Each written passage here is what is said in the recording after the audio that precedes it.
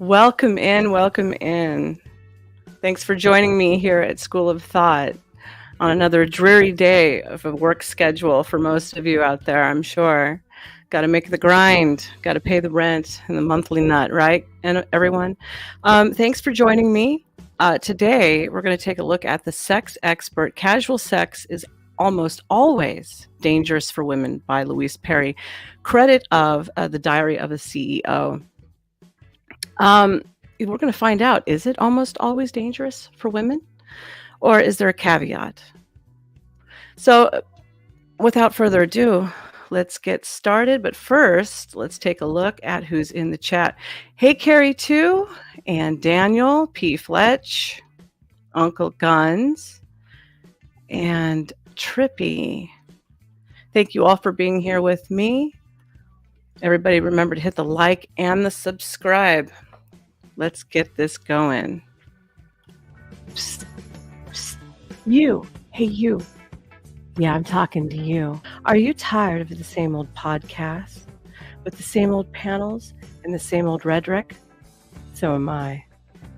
So come spend time with me, where you can have a laugh, be entertained, and learn something. I'm your host, Nova, and welcome to School of Thought.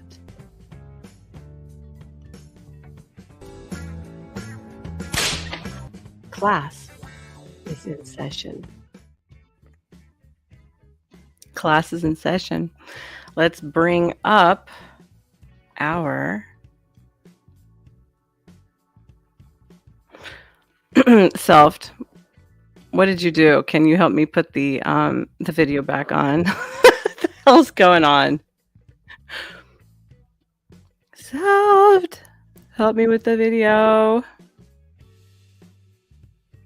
Carrie, calm your boner, Carrie. We see you. There we go. That's a little bit small, though. There we are. Perfect. Let's get it rolling.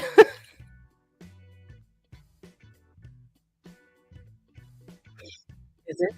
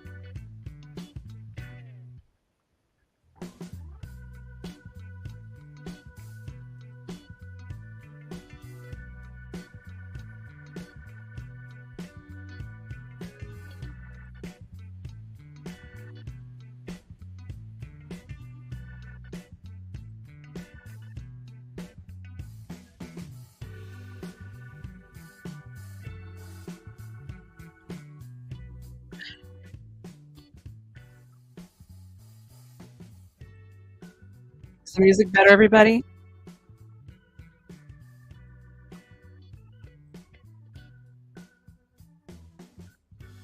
Okay. Okay. All right. Self, come back here. What is wrong with the sound? I hit play. What's the deal? So, having some technical difficulties, everybody. I'm so sorry. Just hang with me for a minute. He says that there's no sound on the video.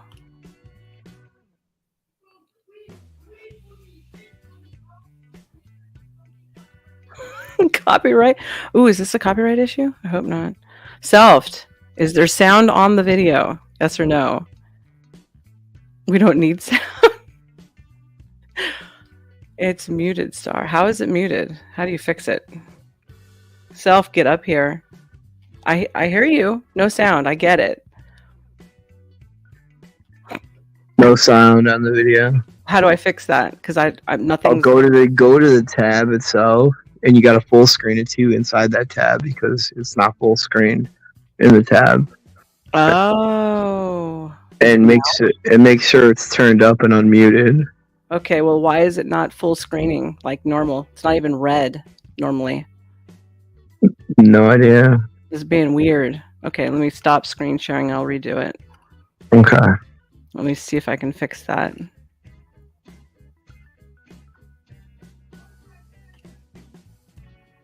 Yeah, like pull it back up inside that screen. There we go. Okay, now the bottom part. Yeah, there you go. Now hit play. Okay. Women. There you go. There we go. Don't want that. There we Turn have it- lift turn it off. up. Because Turn women it in up a little. particular tend to get emotionally Turn it bonded up. from sex more than men It's do. We full. know that. Yeah. But there are Okay. also other problems that we should Yeah, that's full. talk about. So Would it be better for men if we waited longer before we had sex? waiting till engagement is a better call. The problem is when you don't have the expectation that people wait, there's really nothing stopping those very attractive high status men from playing the field and not being forced to commit. And then low status men just have none. When people are left to their own devices on dating apps and you can monitor it carefully, this is basically what you see. But in a monogamous system, you have to commit to one woman and remove yourself from the dating pool. So, what is the uncomfortable advice that both men and women need to hear on this subject for their best interests? This is a profound problem, and it's partly because I think we don't tell the truth about it, which is, and governments know this, which is why they're starting to freak out. We've just hit 6 million subscribers on the Diary of a CEO. So me and my team would like to do something we've never done before as a little thank you. And we're calling it the Diary of a CEO subscriber raffle. And here is how it works. Every episode this month, we're going to pick 3 current subscribers at random. And we'll send one of you a £1,000 voucher, one of you tickets to come and watch the Diary of a CEO behind the scenes live with our team. And one of you will have a 10-minute phone call with me to discuss whatever you want to talk about. If you're a subscriber, you're in the raffle. Thank you from the bottom of my heart for allowing me to do something that me and my team love doing so much. It is the greatest honor of my lifetime, and I hope it continues off into the future. Let's get to the episode. She's pregnant. Does anybody know she's pregnant? Louise, in this season of your life, what is your objective? And why is that your objective? Well, as is kind of obvious, I'm in the having baby season of my life. It's a really interesting experience living the exact sort of social phenomena that I so often write and talk about, which is basically the role of women in participating in public life and the inherent ways in which the fact that women bear children comes into conflict with that, which is very much the subject of my first book. This question of like, if you can artificially suspend that, if the pill arrives in the 1960s and suddenly women can go from being constantly, I don't want to say at risk of pregnancy because that's not the right word, like pregnancy is a good thing, but constantly having to negotiate the possibility of pregnancy, and then suddenly a new technology comes along, first time in the history of the world, which pretty much cuts that out. What does that do to women's public role, the social experience of being a woman? And my argument is it's had so much more of a profound effect than we tend to acknowledge. Because the fact that it's women who bear children is so socially important in terms of our ability to work, our economic vulnerabilities, our ability to participate in politics, all of this. And the pill is just this like enormous game changer, where suddenly it's a choice. And I'm in a season of my life where I've chosen it. For anybody that is not watching on video, Louise is 6 months pregnant, so that's the reference. With my second baby. What is it that you think society at large disagrees with you on as it relates to the... Now let's do a little setup on this. Now, see, the pill actually was invented in the very, very late 50s. It did not actually become available to the general public until the mid 60s. By then, my grandmother had already had 7 children. So all of the women who were stuck with men who didn't like to wear condoms back in the day were shooting kids out left and right on the farms.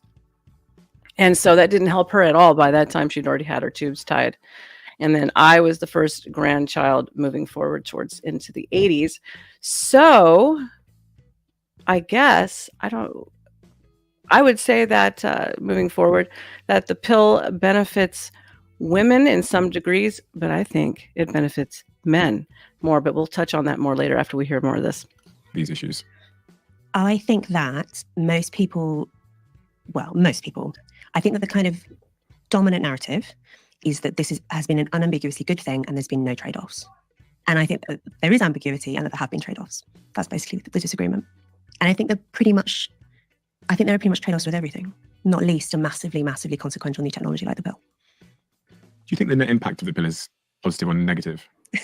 I suppose it depends on which area of your life you're talking about. So I think that one of the things that the pill and other reliable contraception, one of the ways in which it's magical and really good is that it allows people to plan their families. It allows women to have spaces between births, which are healthy. It's really, like, in a lot of cases, it's really bad for you to be constantly pregnant, right? It has a really, really deleterious effect on the body. So on that front, fantastic. And on a personal level, fantastic. The trade-offs are normally in other areas of life, like we have massively falling birth rates and there are political and economic problems arising from that. That's not just downstream of the pill, but the pill is a really big part of that story. Sexual culture has changed so much. And I think welcome in logical misery, start. particularly for younger women who are younger than me. Sexual culture has changed in what regard?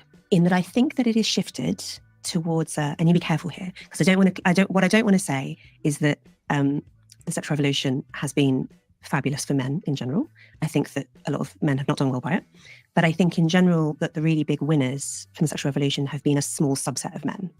So what I write about in the book is the Hugh Hefners of the world, right? Hugh Hefner, who founded Playboy magazine, massive sexual appetites and are attractive and can basically have as many women as they want, don't have to get married to them because Christianity has faded away, don't have to worry about unwanted pregnancies because of the pill, they've had a ball. And I think that what we've seen in the culture is more of a sort of, the center of gravity has moved more towards their preferences. And some women are okay with that. Some women genuinely enjoy the sort of being playgirl, right? But most don't. I think that there are some important average differences between men and women psychologically, not least, that's not just what I think, like the data is, I think, unimpeachable on this. And not least when it comes to sexuality and a culture that prioritizes male preferences when it comes to sexuality is going to be more costly to women. So who are you, Louise? And what experiences in your life and what sort of upbringing has informed the way that you see the world? I started off as a very kind of basically holding the mainstream progressive view, being very kind of conventional in my thinking. I went to a very, very progressive university, School of Oriental and African Studies in London. And when I left university, I worked for charities, including working at a rape crisis centre, which had a significant effect on me in the sense that I was very familiar with sort of standard feminist theory. Standard feminist theory says men and women are basically the same.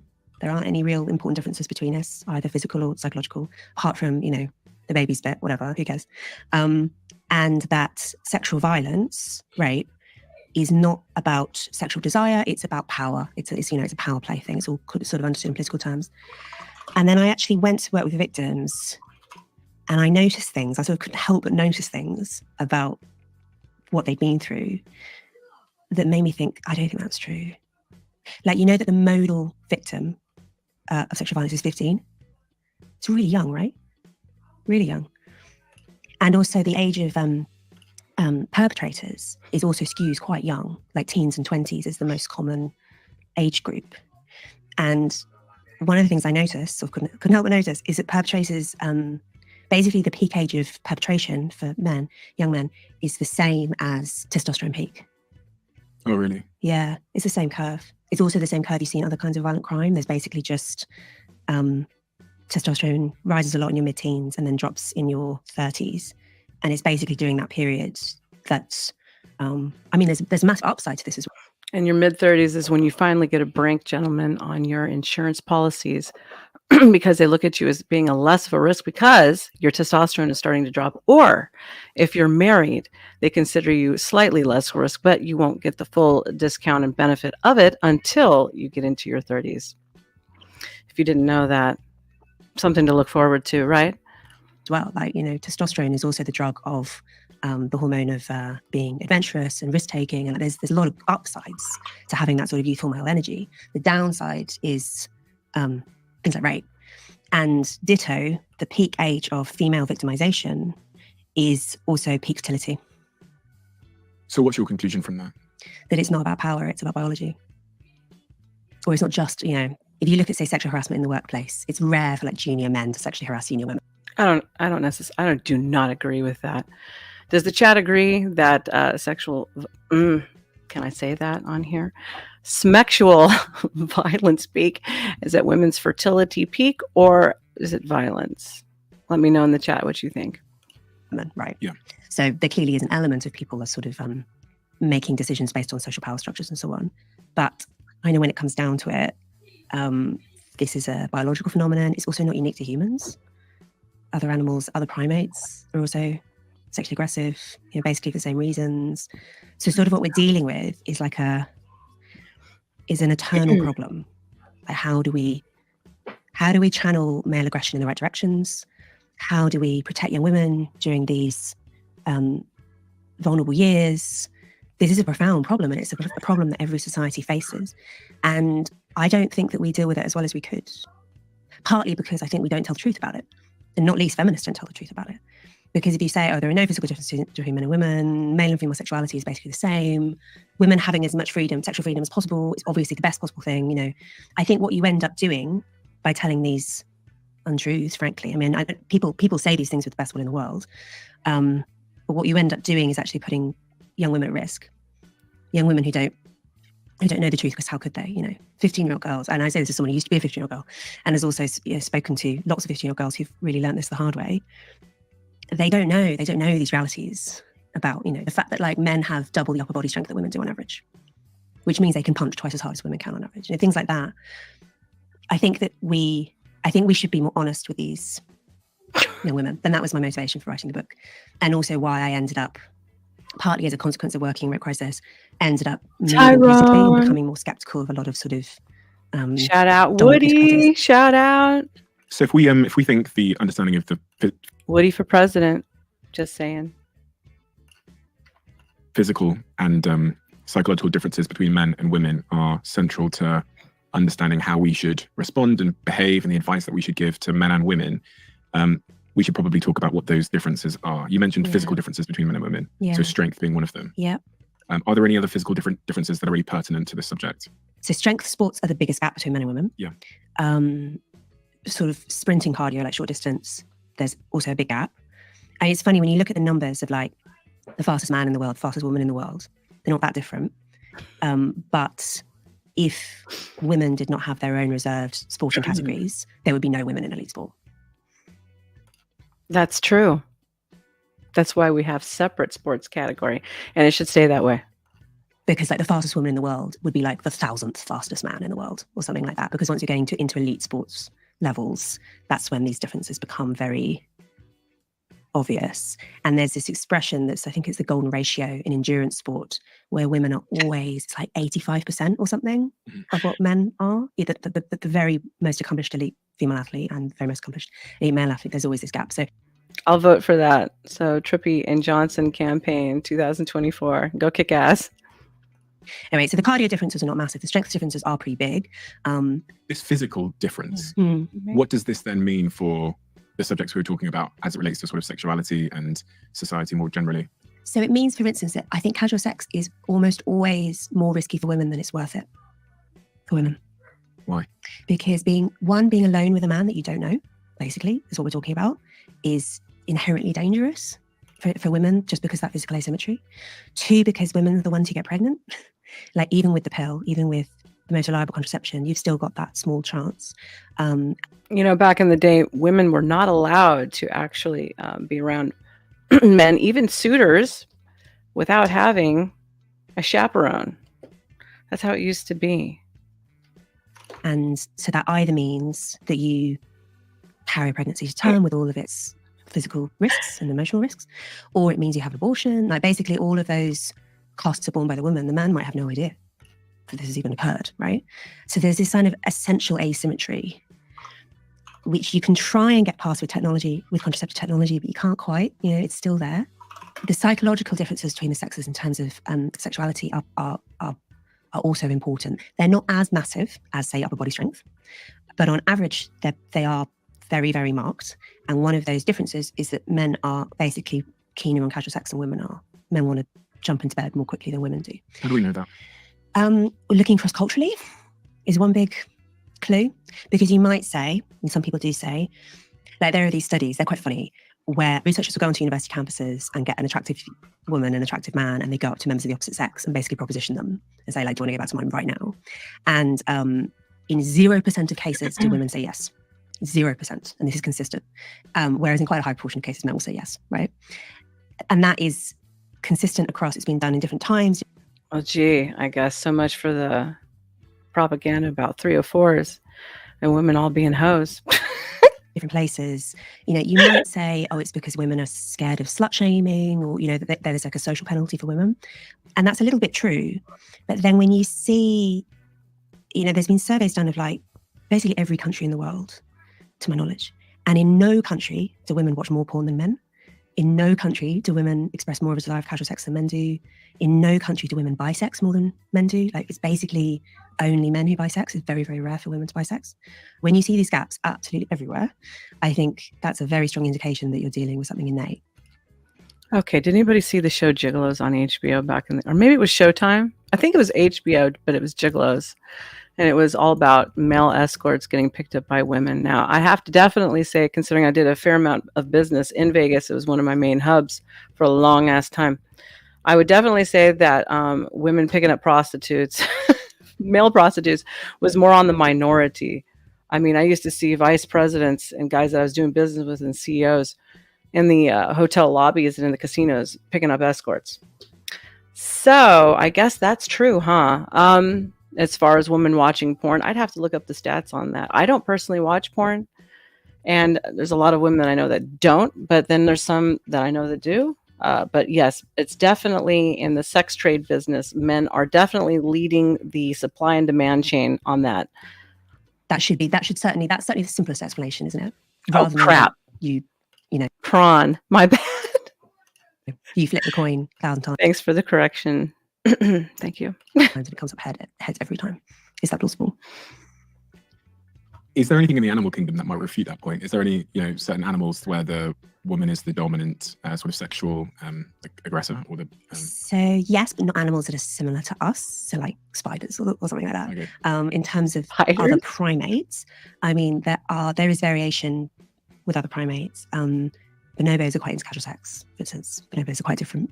Because people do get a little bit triggered, because you're not saying that women don't enjoy sex at all. No. You're not saying that they aren't as horny in certain situations as men, but you're just saying on average, men are more keen on casual sex than women are. Yes. And there are always outliers. Of course. How many men here in the audience think that women are more keen, we're using English terms today because this is an English interview, both host and the guest, are keen on more casual sex? Put 1 for yes, 2 for no. Let's see. I mean, you're talking about overlapping bell curves, right? Yeah. So the average is different, but the thing with overlapping bell curves is it's more obvious at the tails. Mm-hmm. So, for instance, like people who buy sex, or people who become addicted to porn or something, they're basically entirely male, because you're talking about this sort of tippy tail of people who really, really desire sexual variety. Most people obviously are not out there. Most people are somewhere in the middle. But when you're talking about culture, you need to be thinking about the big picture. You need to be thinking like, okay, what do... Hey, Mike Hunt, a nice troll today. We welcome you, troll. And, you know, don't talk crap about my simp, self-made. That's mine. I can talk crap. You can't. Continue. Enjoy. Please hit the like and subscribe. There's a culture of casual sex. How would a culture of casual sex affect men and women differently? And how does it affect women differently? Because if you're saying that it's innate, it's not a sort of social construct. There's something deep within our wiring in men and women that makes us have a different sort of proclivity towards sex, casual sex. Why does that have a consequence that's negative for women?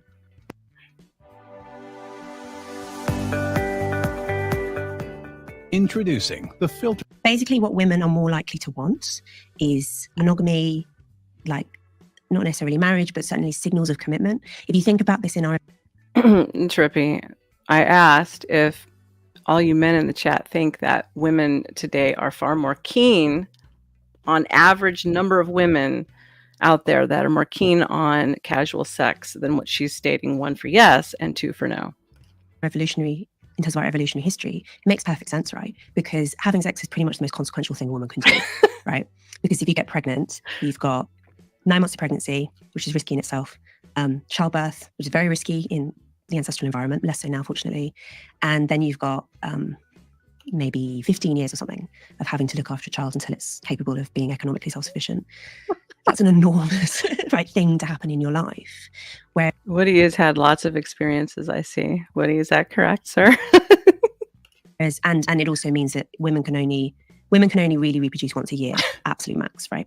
Whereas men, in theory, can reproduce thousands of times a year and can have basically no involvement in raising their children, take basically no risks whatsoever. So if you look at it in those terms, of course, women would be pickier. Of course they would. And that is indeed what we see. But I think that the reason that young women express so much unhappiness at the moment with the sexual culture is that a lot of young women kind of go along with it.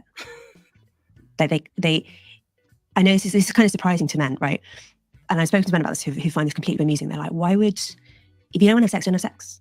It's fine. Like, what's the big problem? Like, women are so lucky because they can't step out onto the street without being propositioned. They can have, they have so much choice. Like, you girls are so lucky. What are you complaining about? And I think it's this problem that 2 problems. One is that both sexes are not necessarily very good at understanding what the other sex actually want. And that's partly comes from the fact that I don't think we're honest enough about sex differences. To address your comment, I dislike this woman. She thinks she's the smartest person in the room. No, she's just somebody capitalizing off of the lack of common sense today. So, I could write a book on stats and common sense and get on his show, I guess, right? So like men think that the fact that women can get casual sex any time of any day is amazing. And women are like, but I don't want that. That's like horrible. I don't want to shag some random man on the street, right? So there's that gap in sort of, there's that empathy gap. And similarly, I think women have an empathy gap. Like they probably don't realize how many men basically don't have access to any kind of sexual relationships and feel incredibly resentful and frustrated about that. They don't realize how scary it is for men to approach a woman, things like that. So there's like a mutual sort of incomprehension.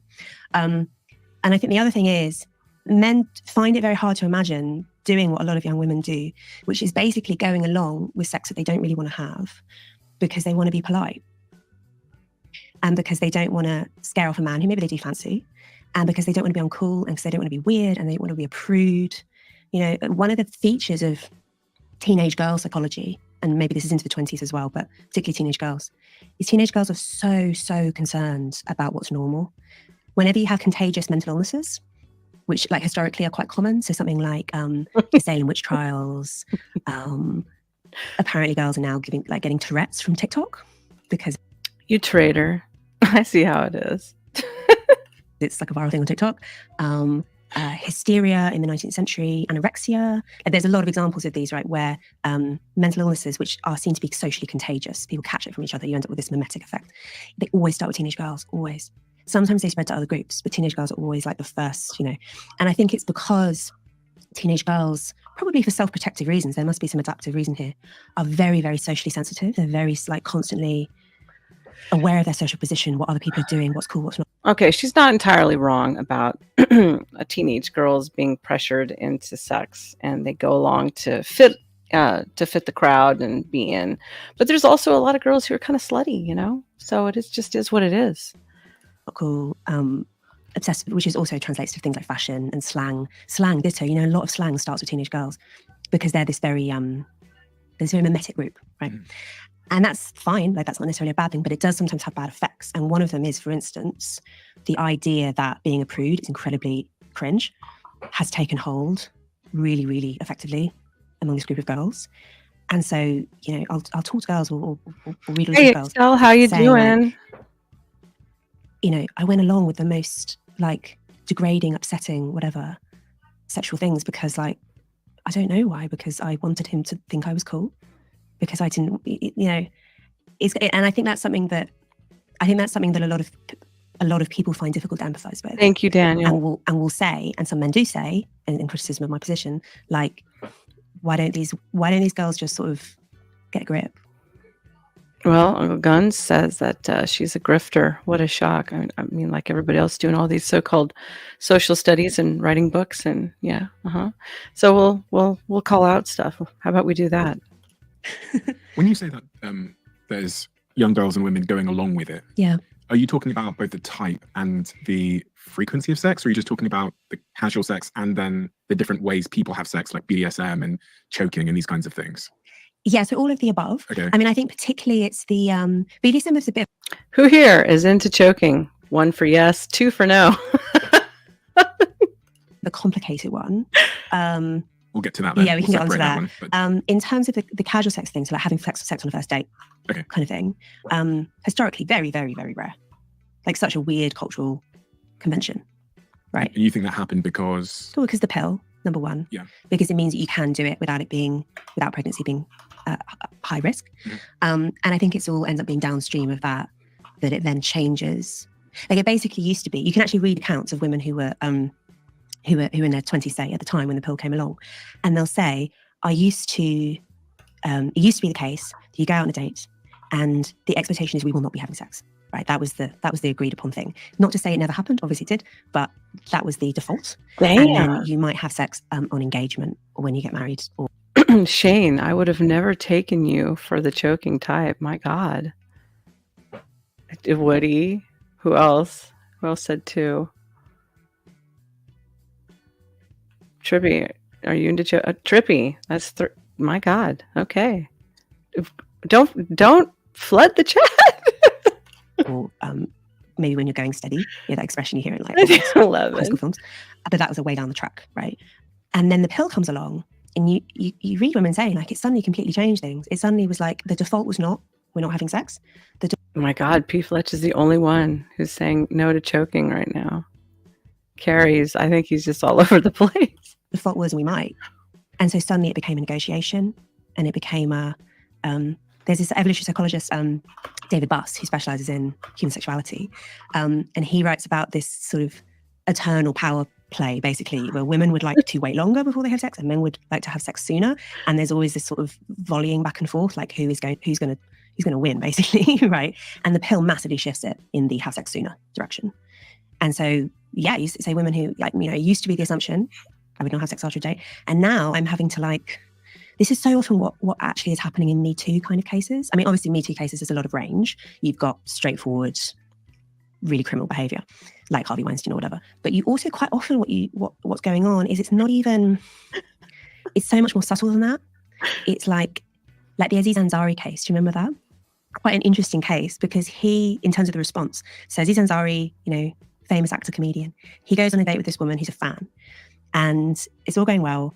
And then they go back to his, and he wants her to have sex, and she doesn't want to, basically. But he's like a famous man who she likes, like she might want to in the future. She doesn't want to offend him. She doesn't want to mess it up.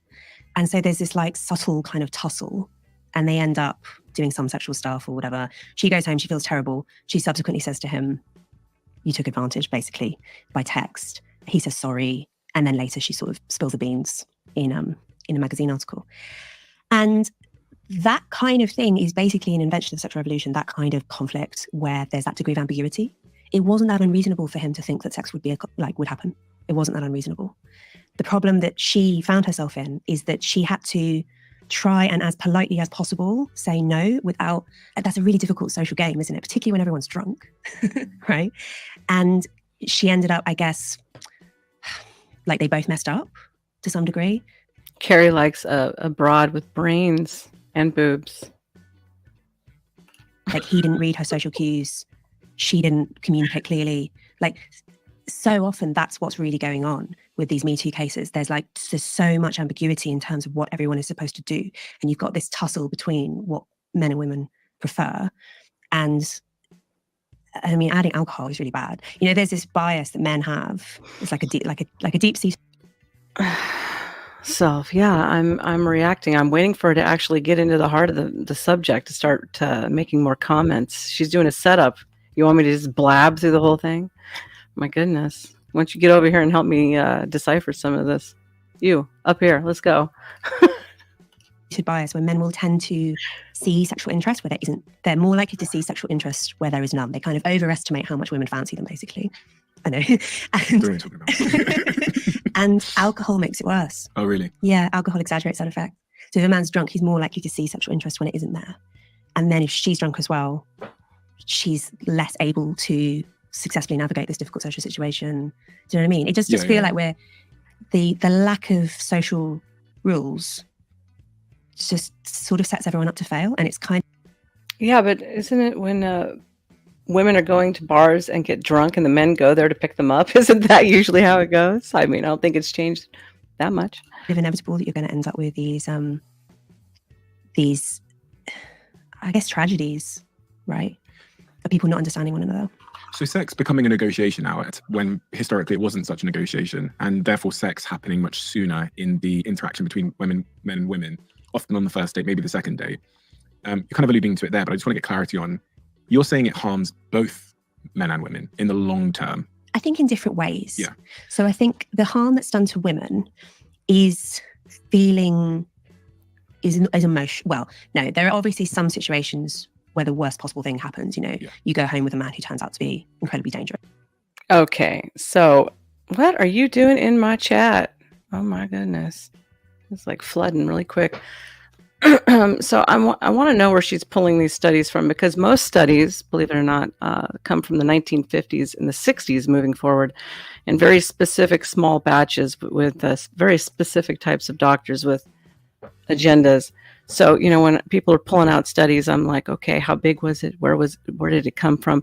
Who was the founder of the study? Show me documentation.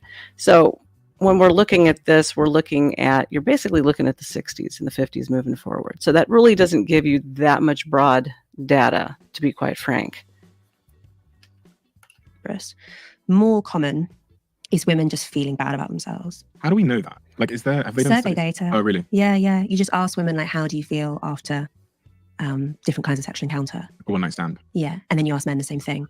And women feel disgusting, basically, to some degree. Is sort of the dominant. I included this quiz in my book, right, for men and women, like basically for people who had casual sex of some kind or another, right? You know, I wish there was some women here to ask, but I mean, do all women feel disgusting after a casual encounter of some sorts? I mean, is she speaking for all broads? She's not speaking for me.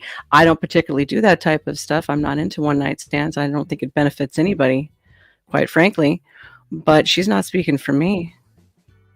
Who participated in this culture. And I sort of pooled the questions from my male and female friends.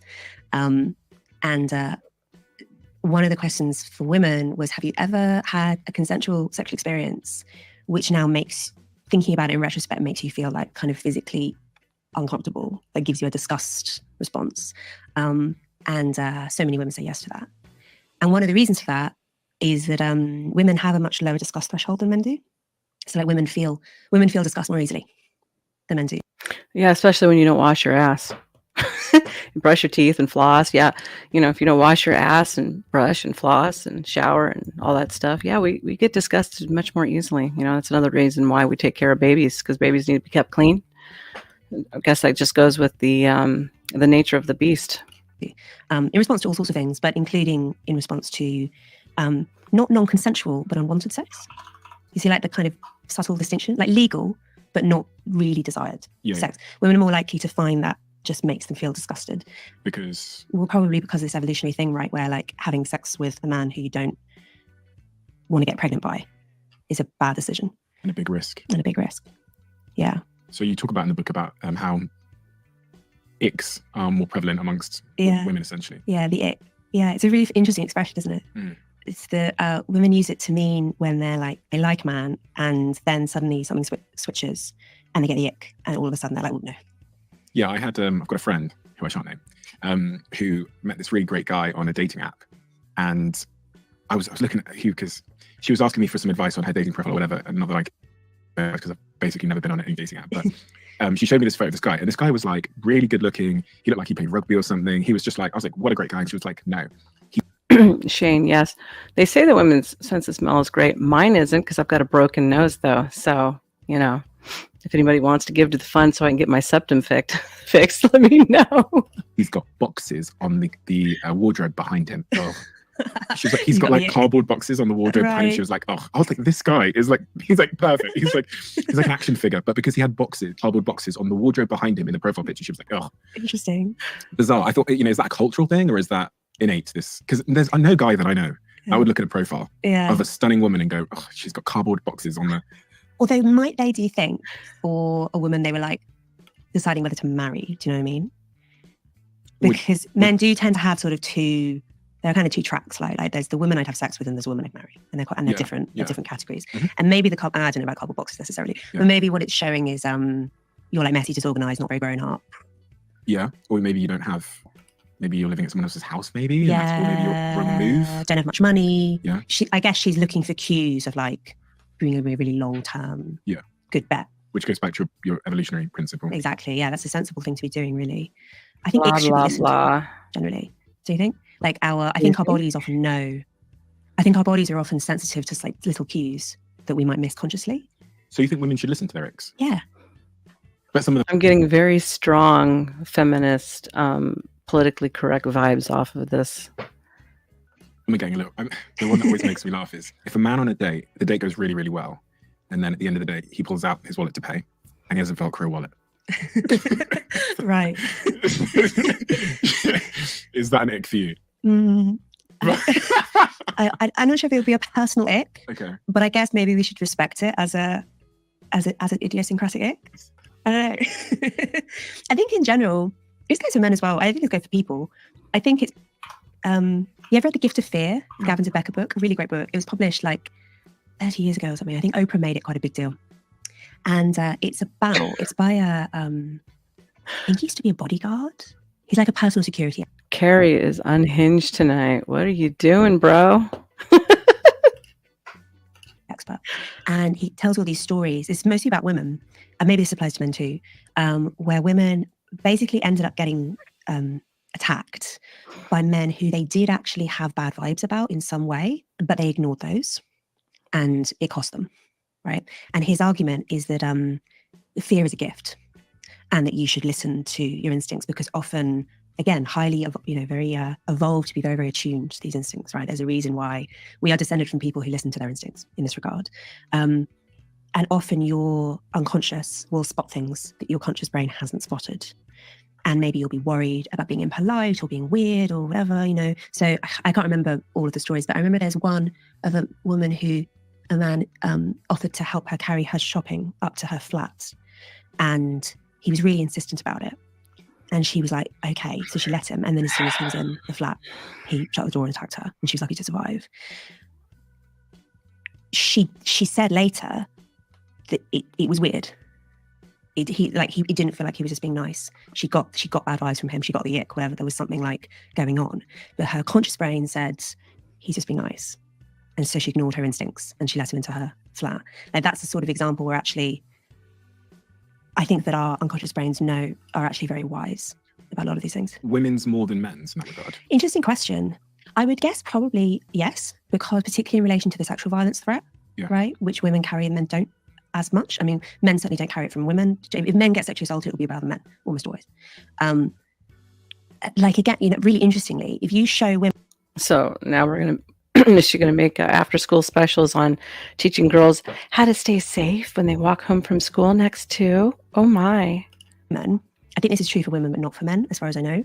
If you show women a map of their local area and ask them to say streets they would not want to walk down alone late at night, and they highlight those streets, they map on perfectly to actual rates of crime. And these women know nothing about this. They're not familiar with like local police statistics or whatever. It's just vibes. They just feel unsafe in these areas. Those vibes are actually really accurate. Surprisingly I don't believe that. If that's the truth, back it up. Show me some stats. So. And I guess because, it's this evolved thing that, to put it really bluntly, rape is a very bad outcome for women evolutionarily, right? It's something you really want to avoid. And so we have these inbuilt systems. Tripicast says, all women should learn self-defense. Do you agree? At School of Thought. All women should learn self-defense, but when it comes down to it, you can still be overpowered. You need to have a weapon. So I highly advocate for gun safety. Yes, I do. sometimes, but it's also just like well, there are several costs. There's the carrying the rapist baby and all the downsides of that, right? There's the risk of being ostracized by your community. I'm not letting anything go. Yes, she is giving me off Pearly Things vibes, very much so. Pick me with a dash of feminism and PC correctness. Maybe your husband like casts you out. There are so many downsides, even aside from the physical threat. We've evolved some very good systems to try and protect ourselves against that. Runes loads a complete serving of fruits, veggies, adaptogens, vitamins, minerals, super mushrooms. I also think that to some extent, the 15-year-old girls, they do have these instincts.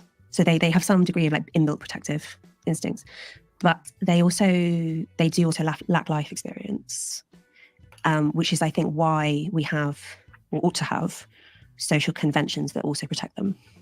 Do you know what's interesting? As this is called the Diary of a CEO podcast, and although we stray quite far from business, and people tell me that all the time, my lens, because I run businesses when I'm not doing this, is always to think about how a lot of this applies to business. And as you were talking about, the way that I heard it is that women have a different sort of radar, sort of like than men. Uncle Gun says, I'd rather have training and no gun than gun and no training. I would assume you mean because you don't want every reactionary idiot carrying a gun, right? I would agree with that. Are able to spot different things than men. And I thought about how useful that is in business and what a great case for diversity that is, both in like the hiring process, because often, and this is just an observation from running businesses, often the women that run some of my businesses are able to spot something in certain candidates that it wasn't abundantly clear to me. And often, again, this is anecdotal, one candidate who all the men in the interview process are good with, fine with, all of the women in the interview process have a problem with. And a problem they almost can't explain. Interesting. It's a vibe they're getting. It's a vibe, yeah. And the men in the interview process often, sometimes, not always, don't have the problem with this individual, but then all of the women in my organization have a problem with this person. And so over time, I've learned that maybe I don't have the radar, and maybe I need to listen to both sides to make an informed decision. And it's plausible when you think about evolution that men and women have a different sort of sixth sense in that regard. I see it in my partner. Obviously, I can't give an anecdotal example because it's my partner, but it's like she's operating on a different frequency oftentimes to me. And that's kind of what makes the relationship work. My husband says I'm a witch. Yeah, I think my partner's a witch. So if we're making it a safe space, my partner is a witch, but she's a white witch. She knows she is, but she can it's like she can see things that I can't see. Yeah. I mean, there's a great book to be written about like how these sex differences play out in the workplace. Because again, I think it's because there's a bit of. Hurricane Paro says, this is the problem that I have with women. Women in their 20s saying they don't want men with the same age, but get confused when they see young men with older women, laughing my ass off. Who does that? Cougars? And the younger men go to the cougars to get experience and no commitment. Case closed. The taboo about talking about it too much.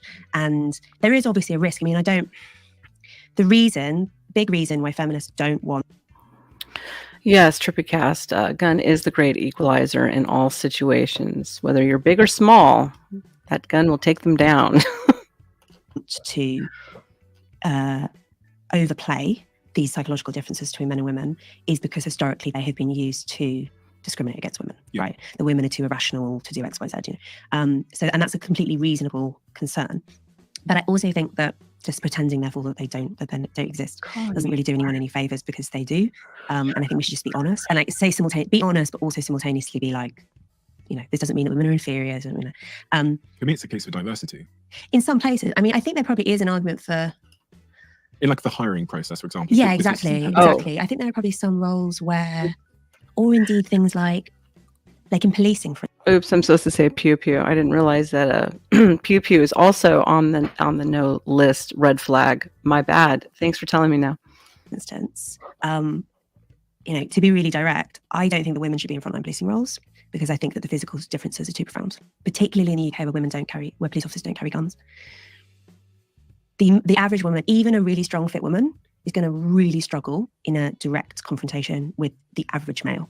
But if I was to rebut that, I'd say, what happens if you have a crime where involving several women, and a man shows up without the empathy or without the ability to sort of resonate or to relate? So I think women should be involved in criminal justice.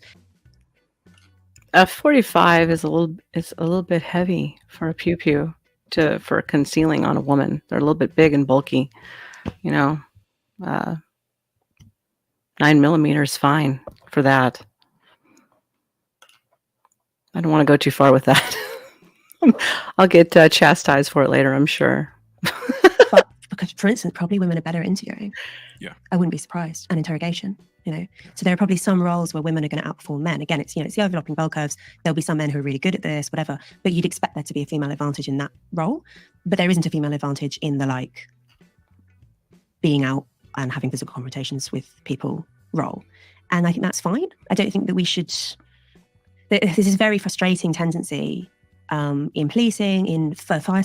I agree with P. Fletch. It's whatever the individual male or female feels comfortable with and what they can handle. But for me, I mean, you know, if I want to stick it in my brassiere or something, a 9 is fine. Service as well, for people to notice the fact that there are fewer, say, female firefighters, and therefore to lower the physical demands to get more female firefighters in.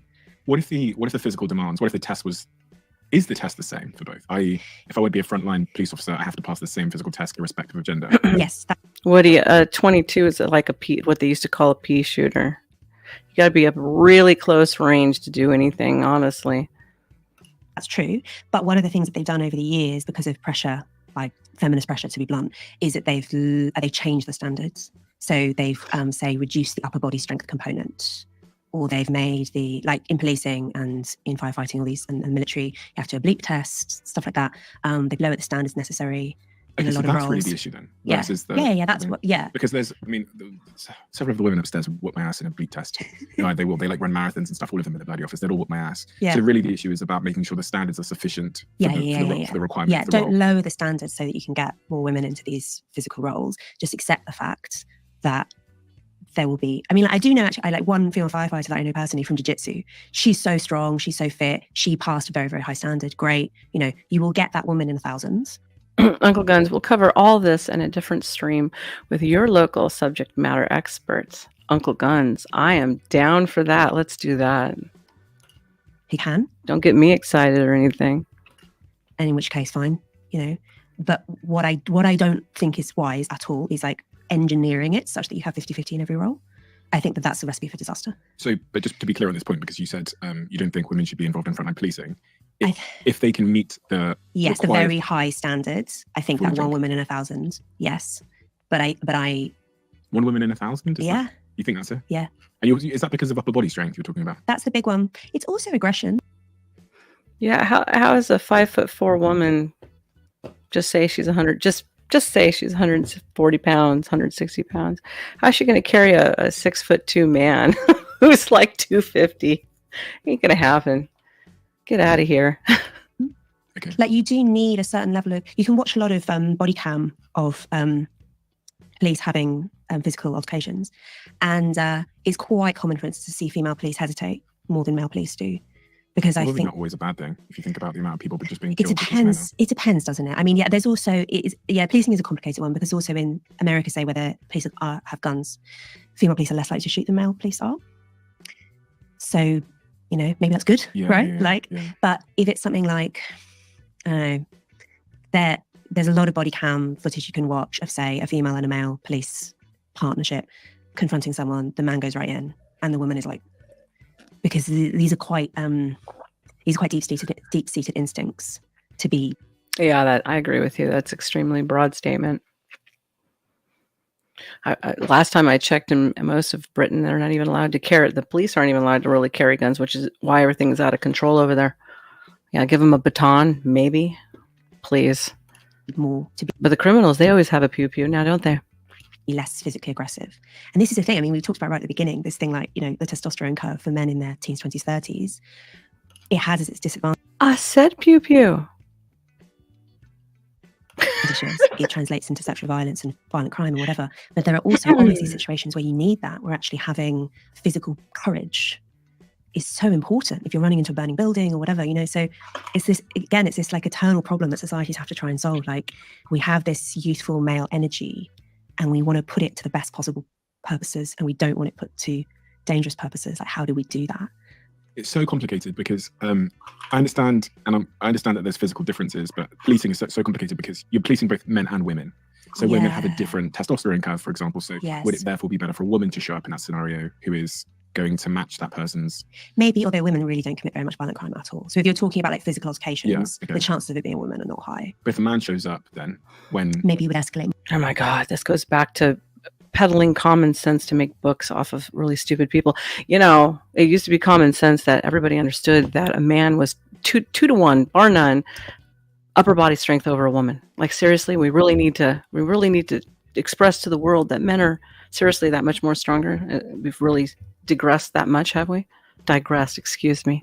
It would escalate more. I had a few conversations about the subject with people, and then I remember seeing, obviously, it's a particular front of mind story. What happened in Australia recently with the terrorist attack in the mall, and we were in Australia at the time, and I was watching the footage, and there was a woman that showed up with a gun, shot the terrorist. Yeah. And there was also that man, did you see, who like barricaded the escalator? Yes, and he was holding. Who's just a member of the public. Yeah. So that was really interesting because this idea of, I read this article about heroic masculinity in the New York Times, written by a woman, and the article goes to highlight. Did I just hear them say heroic masculinity? What the fuck is going on? Heroic masculinity. The very definition of masculinity, look it up, ladies and gentlemen, one and all. Masculinity just means man. Now there's heroic masculinity.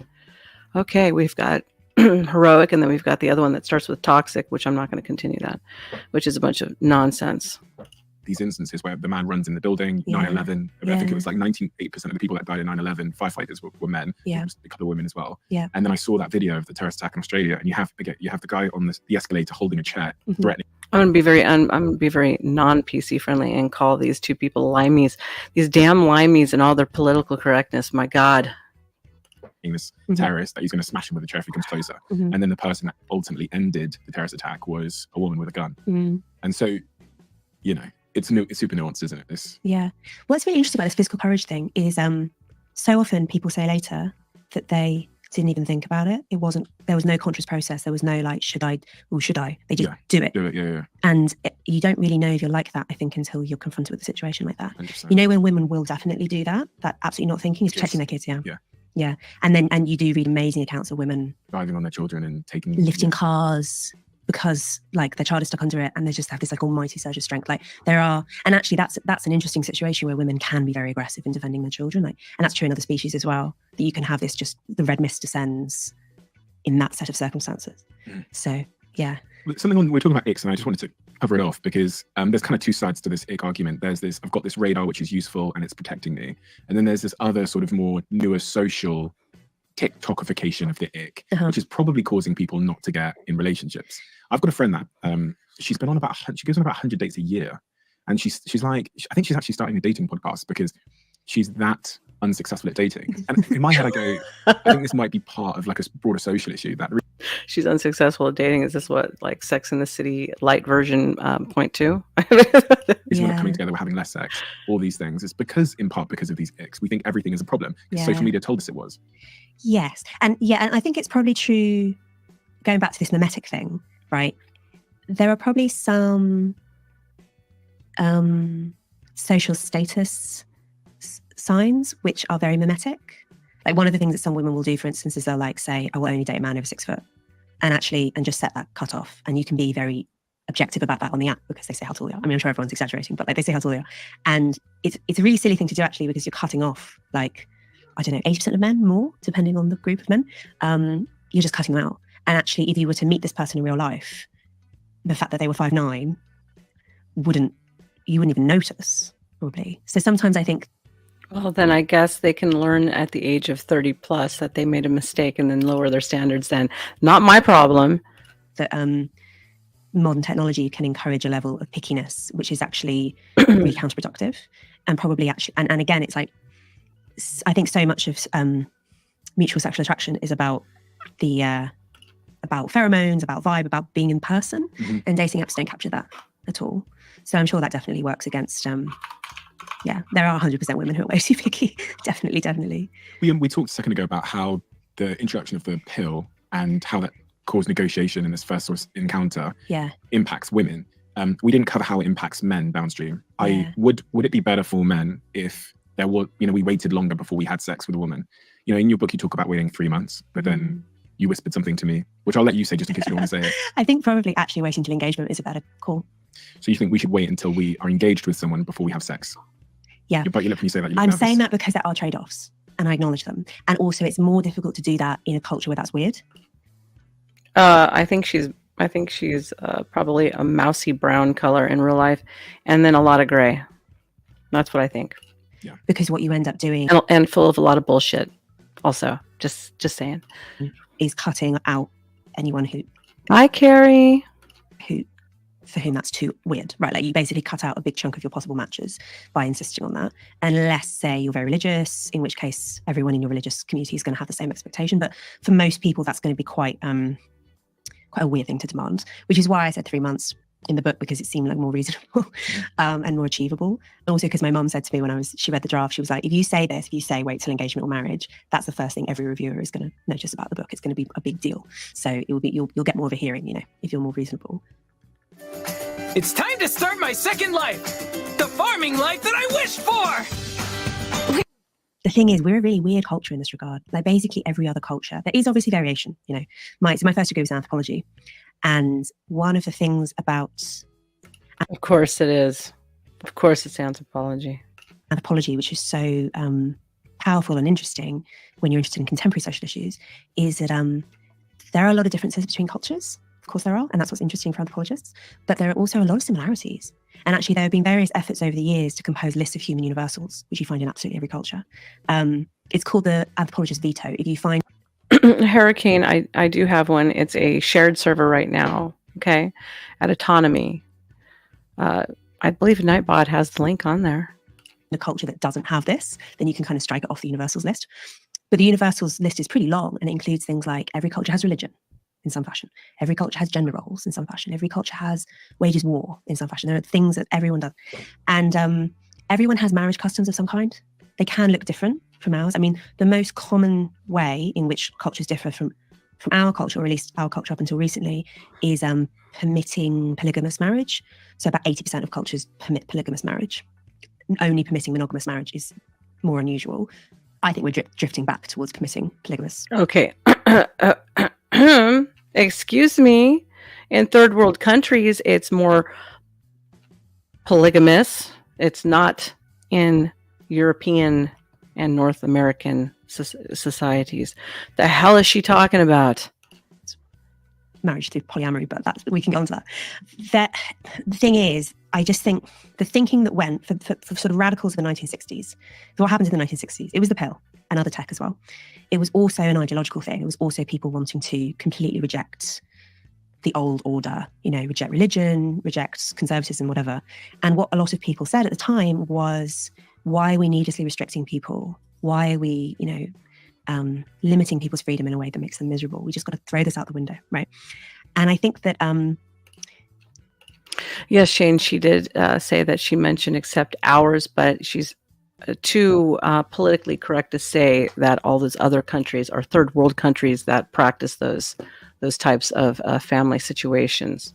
So, hey, Brits, get some balls, seriously. That doesn't work. Like throwing conventions out the window. That's not how humans work. We have a tendency to construct in one way or another rules around these things. And human reproduction is like the most important. It's a very, very complex and delicate thing, right? That you have to get right. It's like this enormous coordination problem. You've got to find the right person. You've got to find them at the right time. You've got to ensure commitment from them. And of course, there's this whole game about how men might want to have sex with more people. A woman wants to tie a man down. It's a really complicated game. And what society's come up with is ways of regulating it. Ways of regulating heterosexuality, basically, right? Which means restricting women's freedom. It does. That's what feminists have always noted. It also means restricting men's freedom. It says there are certain things that men can't do. And we had such a system, we had you can't have sex outside of marriage has to be monogamous, all these rules that you have to ask the bride's father's permission, all this stuff. Wait a second.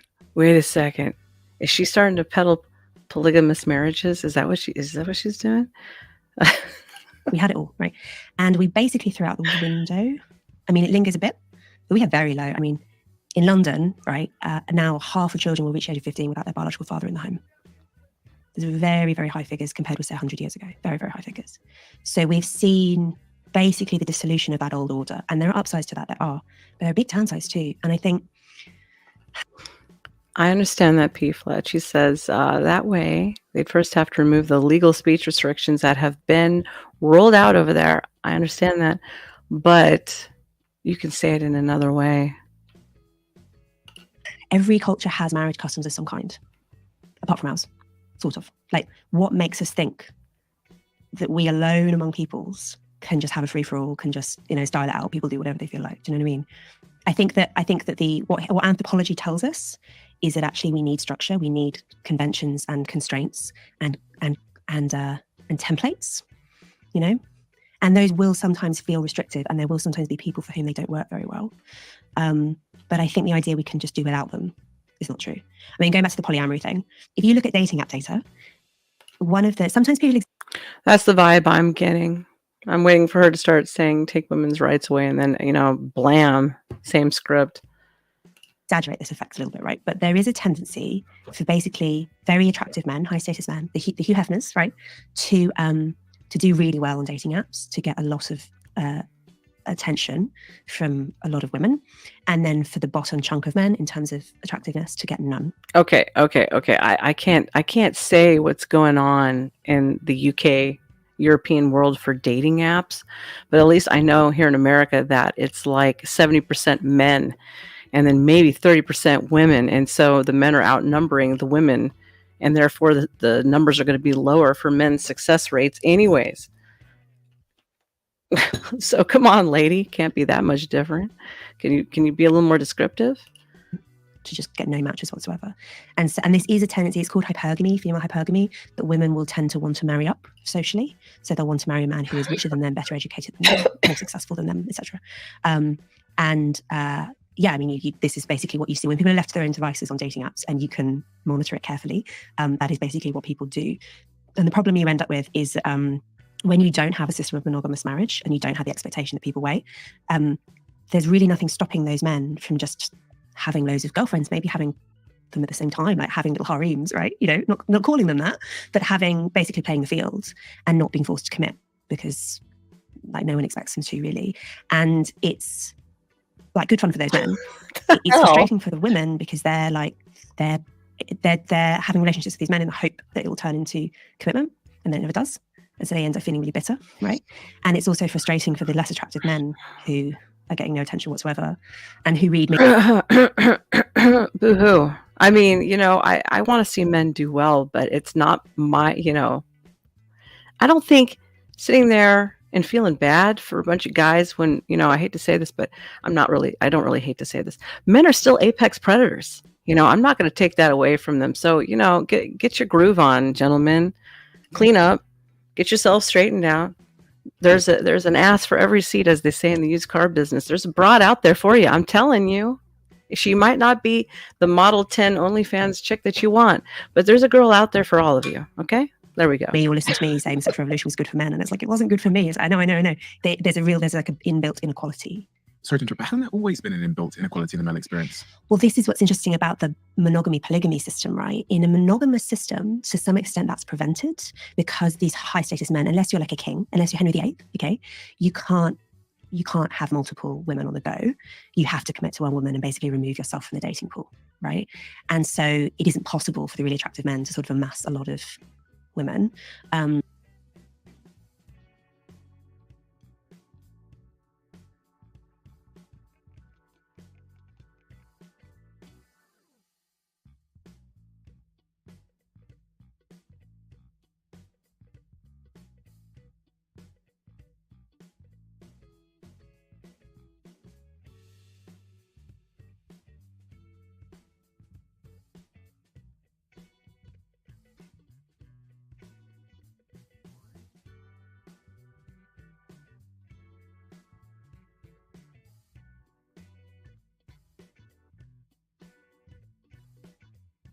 And so I've heard it described as sexual socialism, monogamous marriage, because it does sort of encourage like a equalizing effect. One each. Yeah. Whereas in a polygamous system, obviously that's completely permissible. And, in extreme circumstances, you'll have high status men having 100 women or something like that in historical examples, and then low status men just have none, and it's quite an unstable. One of the downs. I said, I accidentally slapped the button. I'm so sorry. I said I'm sick and tired of hearing about people being more attractive and gaining more pull in the dating market. But that's just how it is, period. Even in the job market, in the sales world, I've done all of that. Attractive people are more sought after. Leading men, leading women roles in the movies, there's a reason for that, because they're a little bit more attractive, right? And so attractive people have that gain. That's just the rule of the jungle. However, it doesn't mean that you can't up your game, get yourself a haircut, get yourself a suit that fits properly, not that sloppy ass American suits that we men wear over here. Get something that's a little more slim cut, tailored, please, by God. European fit is preferred. And then, you'll get some pull. Trust me. Sides of a polygamous system, it is quite common, and it's probably to some extent our species norm. I think it's what people kind of do when left to their own devices. That's like the natural way we settle if there are no social restrictions. One downside of it is having a lot of unmarried, or like having a lot of sexless men is quite bad for social stability, because they're very frustrated, they're angry, they don't have a lot to lose. One of the really interesting things about going back to testosterone, when men have children and get married, their testosterone levels drop. They become less aggressive. Like in the year after a baby's born, men commit less crime, they're less promiscuous. Like there's a real sort of... Just having no sleep. I'm sure that's part of it. But there is, like, if you're directly involved in caring for your own child, you do, as a man, you do become... Yeah, it is for middle management, but every man needs at least one suit self, and to fit that occasion when it needs to be pulled out. And you got to remember, self, you should, because your people are about as old as mine. Men used to always wear suits, and women used to always be dressed in heels and dresses. And now today we're all wearing trash bags and diapers and pajamas with flip-flops. So I'll take a suit. Give me the monkey suit, by God. less high tea, and that has a sort of taming effect, right? Or it's channeling male energies in a different direction, which on a societal scale can be really good in terms of having a peaceful, stable society. And polygamous societies do tend to be more unstable in that sense. There's more domestic violence in polygamous societies. There's more conflict within households. Like there are quite a lot of bad outcomes that you get from polygamous systems. So even though monogamy is maybe not the norm anthropologically, it does seem to be a good norm. And some of the most successful societies have adopted monogamy as their norm. Pictures or it didn't happen, Woody. I don't believe you. Woody's sitting there smiling in his birthday suit.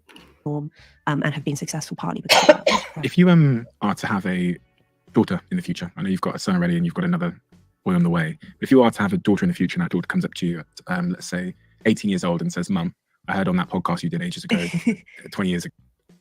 Romano, what is wrong with a nice pair of jeans? I wear jeans. Don't be a snob. That you said I shouldn't have sex with the guy I'm dating until engagement. Yeah. Mum, can you just confirm why? What would you say to your daughter? There's a few reasons. One is because women in particular tend to get emotionally bonded from sex more than men do. Do we know that? Because anecdotally, in the group chat, confirmed. Yes. But is there science to support that idea? Yeah, I think that you can measure it in terms of things like oxytocin. Okay. And there's actually, I wrote about this in the book, there's this whole horrible genre of journalistic articles basically advising women on how to have casual sex without. Let's ask the men, all you men out there, do you guys get emotionally bonded through sex? 1, yes. 2, no. Let me know. Because I don't believe anything she says. Being miserable, and sort of what can you do to hack your brain so that you can have casual sex without feeling dreadful afterwards? This is public acknowledgement that this is a thing. And one of the pieces of advice is things like take ecstasy when you're having sex, because it will dull your emotional bonding response, things like that, which I just find so dystopian. I'm like, well, you could just not. Or you don't have to try and biohack your brain to enjoy something you don't really want to do. But anyway, wow. Women get more emotionally bonded from sex. There's a bunch of sociopaths in the audience. So men do, and then you do end up with this kind of asymmetry, which comes up in the group chat, right? Of she basically is more into him than he is into her. And if there's no commitment, not even any necessarily social acknowledgement of the relationship, it might be just friends with benefits or something, that can be really painful. So it's a good idea to basically, if you hold off on having sex, you hold off on having that effect. And it means you can make clear-eyed decisions. If you see red flags, you're more likely to respond to them properly if you're not like befuddled. Are any of you men who are saying two, men don't get emotionally bonded through sex like women do? Are any of you married? Or have any of you been married and divorced? I mean, except for Carrie. Carrie has been divorced, so. Oxytocin, basically. The other thing is it's just a really, really good demonstration of commitment. If you always risk getting pregnant. You always do, even if you're on modern contraception. There's always a risk. And do you want a man who is going to ditch you if that happens, basically? Like, how can you find some guarantee that he's not going to do that? A diamond ring is a pretty good one, don't you think? There are other ways you could demonstrate it, but that's a really good one. And it's a kind of tried and tested one. It's pretty crazy how significant the shift in attitudes towards casual sex have changed. I was reading some research earlier that said 67% of Gen Z think it's justifiable to have casual sex compared to 12% of the pre-war generation. Yeah. And, you know, when you talk about the diamond ring being a good way to get commitment. Yeah. But Uncle Guns, you know, if I keep using the term males all the time, if I don't use it, it's because I keep forgetting. Okay. Forgive me, sir. I had a divorce lawyer on the podcast the other day, and he said to me that 56% of marriages fail, and that one thing that skews that. Not true, Hurricane. Not true. Only if they are a cold, rigid bitch. Maybe then. Until then, no. You know, is that people who have multiple marriages are more likely to get divorced. Yes, he did say. I think 86% of people that get married again. Yeah. After that. Yeah. So there's some, but yes, I mean. Shout out to TVM. That was true. So do you think marriage as a system or a technology is good? Back in 2022, I lost two very important people in my life. Big figures. It really wasn't until February. Or do you just think it's, because in the book it sounds like you think it's just the best available option? Yeah, because, okay, so the key reason I think that marriage is good, specifically for women, right? It's good for men too, but the particular reason why it's good for women and why I think that feminist arguments against it are flawed is that the nature of carrying children is that you have some period of time where you cannot participate in the labour market, right? Where you're too pregnant, you've got a newborn, whatever.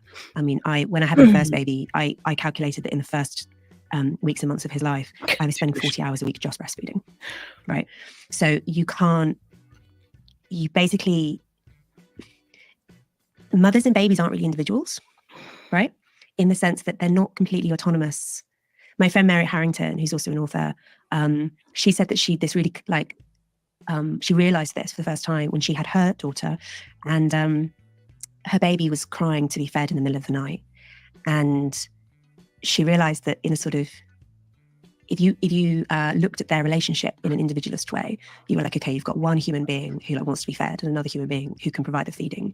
But they're autonomous agents. They can just make their own decisions or whatever. She's like, no. I can't just decide, now I'm going to ignore it. I'm going to go back to bed. Like every cell in your body is saying, I must go feed my baby. It completely changes you physically, psychologically. It's like complete transformative experience because your biological goal becomes keep this baby alive.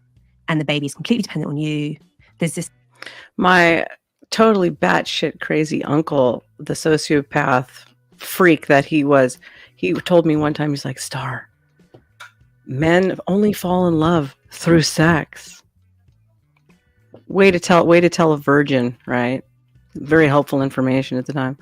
The child psychotherapist, Donald Winnicott, said there's no such thing as a baby, there's only a baby and someone, right? Babies can't survive on their own.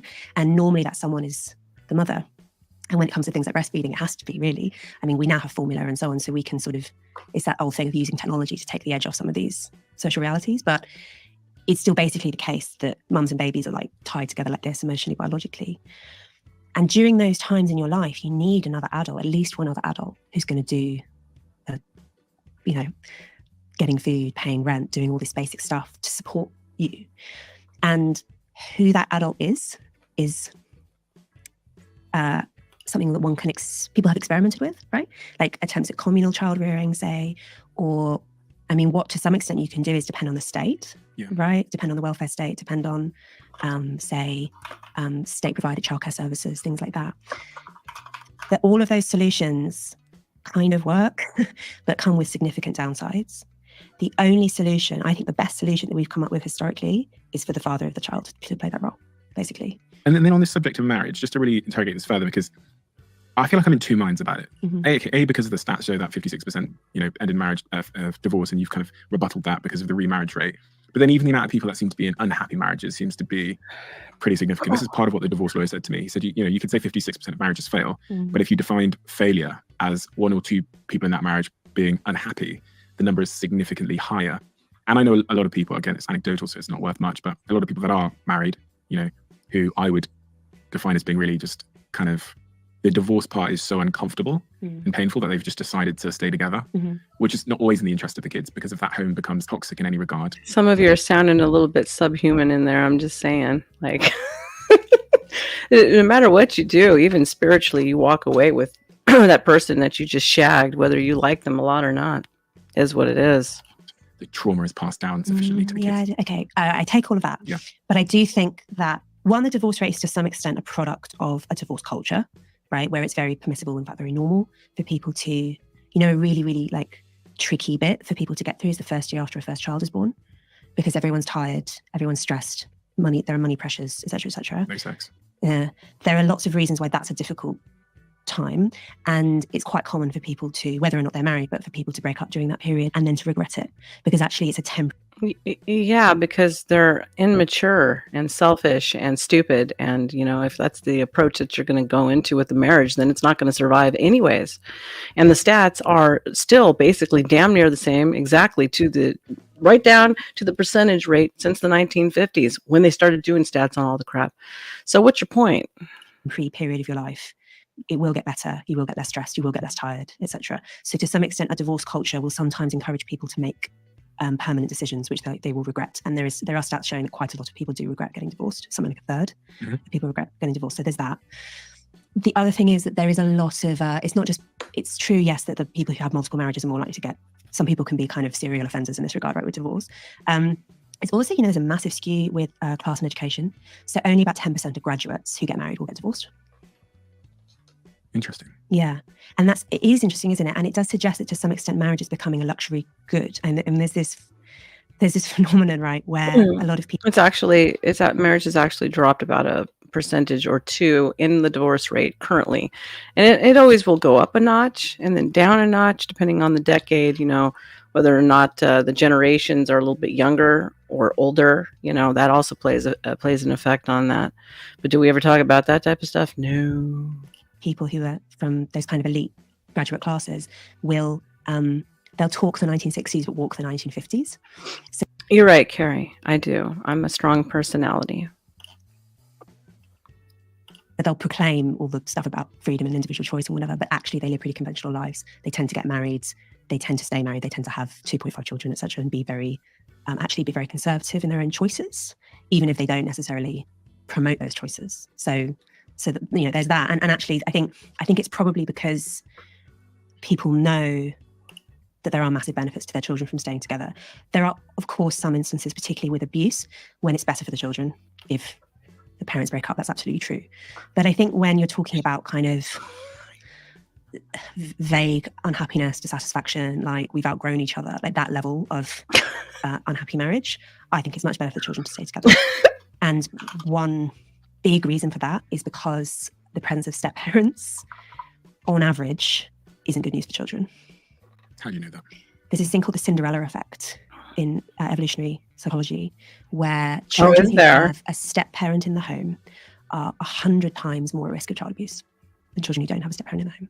100 times. I know. And obviously, you have to be careful. I'm obviously not saying that all step-parents are abusive by any means. We're just talking about risk. Yeah.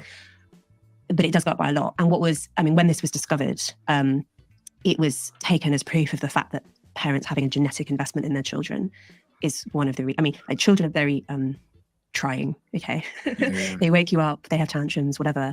If you have a genetic investment in them, it carries you through those moments. You're like... Well, some parents are just... step-parents are just crazy and they're looking for a victim. So, you know what you do? And they do stuff that they shouldn't be doing? You beat their fucking ass, okay? I love you. I want the best for you. Not the kids. I'm talking about the spouse. You can sort of get over it. If you don't have a genetic investment in those children, if in fact you potentially have a conflict, if say you have children with the new partner and those children in the household, and you want those children to sort of be favoured and do better, unconsciously, right? But there will be kind of a playing of favourites game. Like, it's not just In some cases, it's not just like violent abuse. It's things like step parents are less likely to put a seatbelt on their stepchildren. Things like that. It's like subtle but small ways in which stepchildren are disfavoured compared with biological children. And of course, some people will surmount that and be amazing step parents. Ditto like adoptive parents. Plenty of people will do a wonderful job, but it is a really significant risk thing. I had this woman called Katie Faust on my podcast a little while ago, who is a American campaigner for children's rights, and she said, "Try this, okay? Google my mum's boyfriend and see what Google suggests. It's not pretty." We can't save you from being tagged in a fail video. Sorry about the But ads. we can save you big bucks on your bill.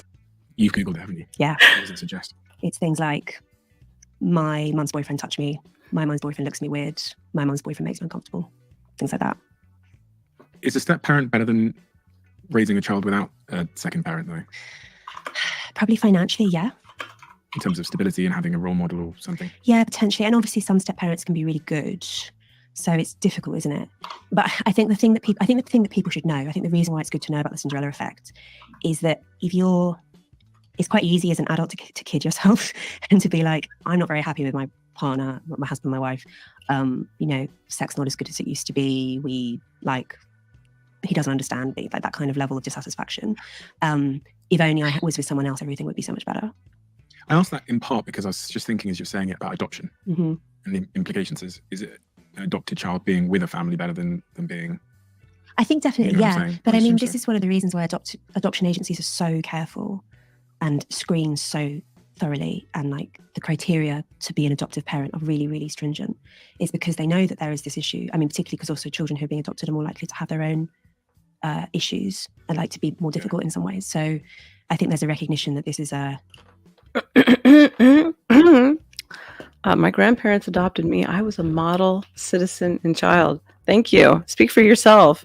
This is a more difficult setup. It's a more risky setup, and so you have to be careful. The things you're saying, you know that they're unpopular, Yes. especially in 2024. Yeah. But you're saying them anyway. Yeah. Why? Because I think it's true. Did you care about the consequence of people being annoyed about it? Yeah, although you know what? Since this book was published 2 years ago, I have had, and I really did feel a little bit when I was writing it, like, oh no, have I just completely ruined my life? Am I going to just constantly face am I going to get constant grief for this? Is it going to be a complete disaster? And actually, I would say that 95% of the responses have been incredibly positive. And I get emails and messages all the time from people saying, thank you, I've been thinking this whole time. When it comes to adoptive parents and step parents, do your best to vet them, okay? So you can avoid all those problems to begin with. And if anything happens, beat their ass and kick them out. Seriously, it's not that difficult.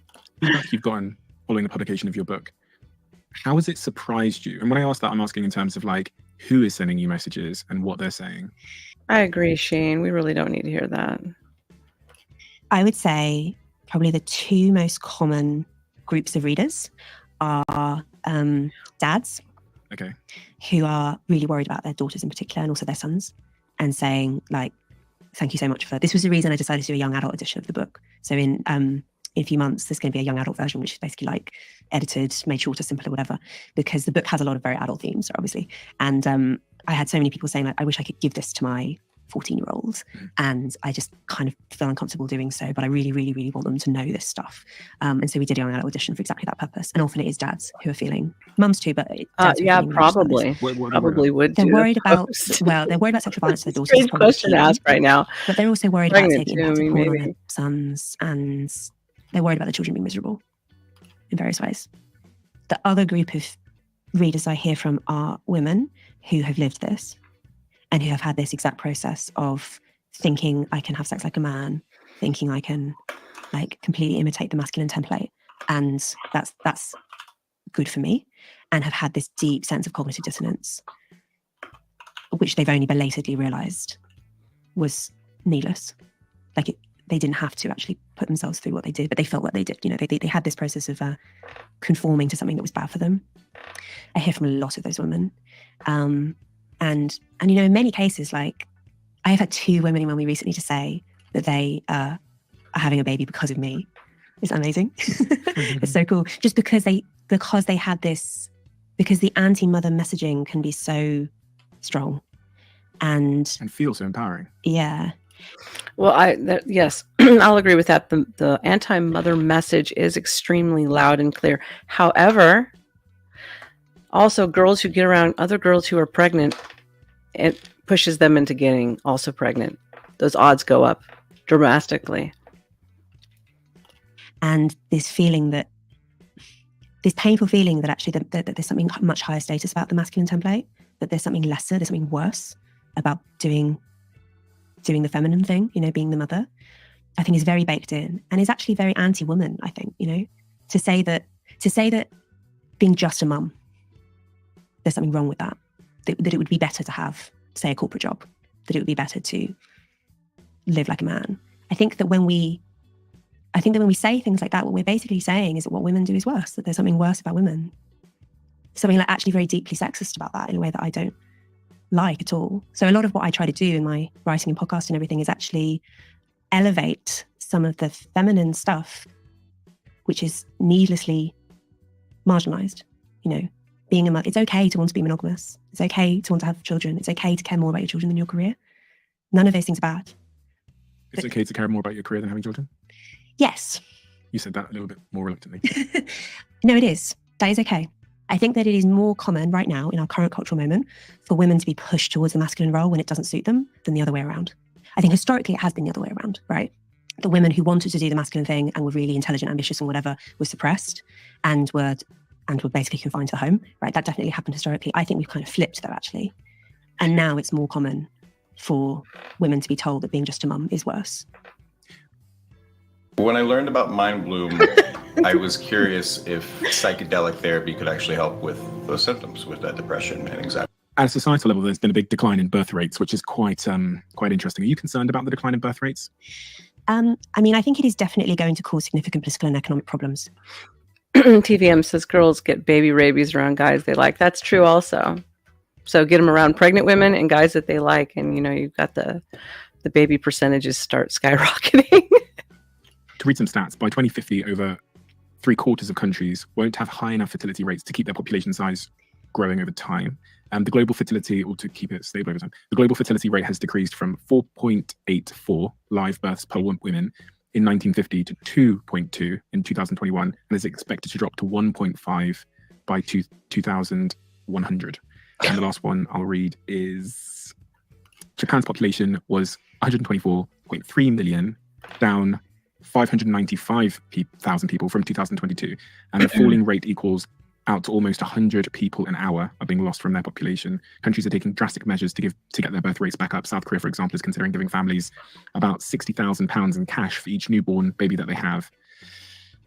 So yeah, there's a societal, social impact, economic impact on the declining birth rates. And I've heard you say previously that you think it's one of the biggest. What? Wait, are they going to give us money to have more babies? Just give me money? I might sign up for that. Just evolutionary changes. Give me 60K for that. I think we're going through an evolutionary bottleneck. So we're going through a period where, and it's partly the pill. People, it's one of those issues that sort of attracts just so stories. People will often be quite confident about, oh, it's this, you know, oh, it's feminism, oh, it's capitalism, whatever. I think that the single factor that actually best explains why you're seeing such massive drops in fertility across not just Europe and America, but Northeast Asia, as you were saying, and also actually. Hey, Hot, nice to see you again. Lots of like Middle East has quite low birth rates. Indian subcontinent has quite low birth rates. Basically, the only place in the world that still has high birth rates is Sub-Saharan Africa. So this is basically a global phenomenon. The single factor which best explains it is affluence. You cross a certain threshold in terms of GDP per capita and fertility falls a lot. And it's not that high a threshold. It's like $10,000, something like that. So the richer you get, the less kids you have. Yeah. I know, it's funny, isn't it? Because it seems completely counterintuitive. Yeah. Because often people will say, in an expensive city like London, people will say, I can't afford to have kids. And they're sort of right. I mean, it is true that it's harder to afford it's harder than it was 50 years ago, say, to afford a family home and to live on a single income. So at the kind of micro level, that's true, and that probably does disincentivize people from having children. Well, certainly, I mean, often what people mean is I can't afford to have children at the standard that I would like in terms of the size of my house and all of this. Nanny or whatever. Yeah. Devian, I even suggest that if a girl does the fetus, delete us with your seed, she probably isn't attracted enough to you to be a good wife. No one is ready to be a parent. If you make the cut, she'll keep it. No, nobody's ever truly ready to be a parent. I don't think. You just kind of jump in with both feet and say that it works, and it usually does. Just, keep it alive, treat it well, kiss it, love it, it'll stay alive. I mean, we're all descended from people who had 10 kids in a 2-bedroom hut, so our ancestors have all had children in much more difficult circumstances than we have. And I think that it's a really interesting mystery. Why does affluence make people less? I'm almost done with this broad, just so you know. She's getting on my nerves. Tribicast, I heard that having sex with a woman other than the one that you love isn't cheating. It's just exercise. Is that true? Well, that would be in a lot of the men's spaces. And I guess if you have a relationship that's okay. But bitches like me, it's not okay. You're going to die. So no, it's not all right. Inclined to have children. One factor probably is, it's a bit morbid, but mortality salience. When people, this seems to be why there are post-war baby booms. It's not actually because all the soldiers come home and they're really horny, right? It's okay, Carrie, hold on. I'm going to go see this chick's butt. I'll play this while I go look. I'm tired of hearing about this chick's butt. Because war reminds people of death. And actually people have this tendency to respond to death by wanting to create new life. And you can test this in the lab. Like if you remind people of death and then ask them how many children they want to have more. I know it's crazy, isn't it? But it may be that there's something about having very peaceful and comfortable ways of life in affluent societies that actually discourages people from reproducing, which it does seem counterintuitive, doesn't it? But that's probably quite likely. I mean, what's probably going to happen, therefore, is that people who really want to have kids will be selected for. Because historically, Mother Nature didn't really care how rude you were. She just cared how horny you were, right? Because if you had sex, then children were a likely result. Whereas now with reliable contraception, that's a lot less true.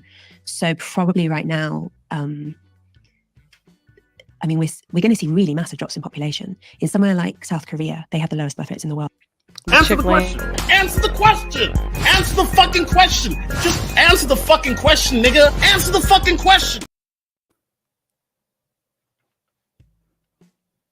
Tripicast says, School of Thought, I heard that from Andrew Tate. He also said if a woman even looks at a man, that's cheating. Is that true? Well, yeah, in the Muslim culture, that would be a no-no. But then again, they're supposed to be covered up in a sheet like a ghost. So, I mean, keep the tent nodding business going. Yeah, sure. Sorry, I don't follow what pimps tell me to do. And that's what he is. He's a pimp. 0.7 or something. So that's 0.7 babies per couple or person? Per woman is how it's calculated. Okay, fine. So in order to have replacement, you'd need 2. Carrie, the perfect rear end is based upon the man. Beauty is in the eye of the beholder, and so is the ass. So some dudes like a smaller butt, some dudes like a bigger, juicier one. It's all in the whoever is looking. Give me a break. One, in a culture of low child mortality. Okay. And that means that in South Korea, they're probably going to lose about 95% of their population in the next century.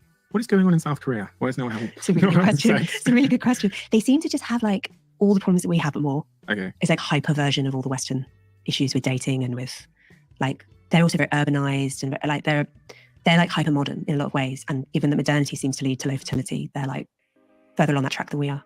We touched on it briefly, the idea that porn might be playing a role in people having less sex. I read an interesting study from 2014 from JAMA Psychiatry Journal, where they looked at 64 adult men who watched hours of porn each week and found that there was a decrease in the amount of grey matter in the area of their brain that's associated with sexual stimulation. Right. The percentage of women who consume porn is increasing, and by the end of 2019, almost 3 out of every 10 Pornhub users were female. The role that porn is playing in all of this, and what's your view on pornography? Good thing? Bad thing? Net negative thing. Net negative. Yeah. I mean, there are various objections you can have, right? I mean, it's very much not a fair trade product. I think everyone knows that really, like deep down, right? Yep. It's the industry is really horrible. I've had 2 relationships fail because the man was addicted to pornography, chose pornography over real life sex. And so, yeah, they know exactly that porn is putting a wedge in relationships and the sexual strategies for all of the people who want to talk about stupid manosphere terms. Yeah, people aren't getting out there and meeting people anymore, and they're not competing for sexual mates anymore. It's a problem. You're supposed to be alpha! Tendency to take people who are already vulnerable and completely destroy them. Very high suicide rates among porn performers, very high drug dependency rates, things like that. So, yeah, you're not consuming something that has been ethically produced. And even when some porn claims to be ethically produced, it's often like...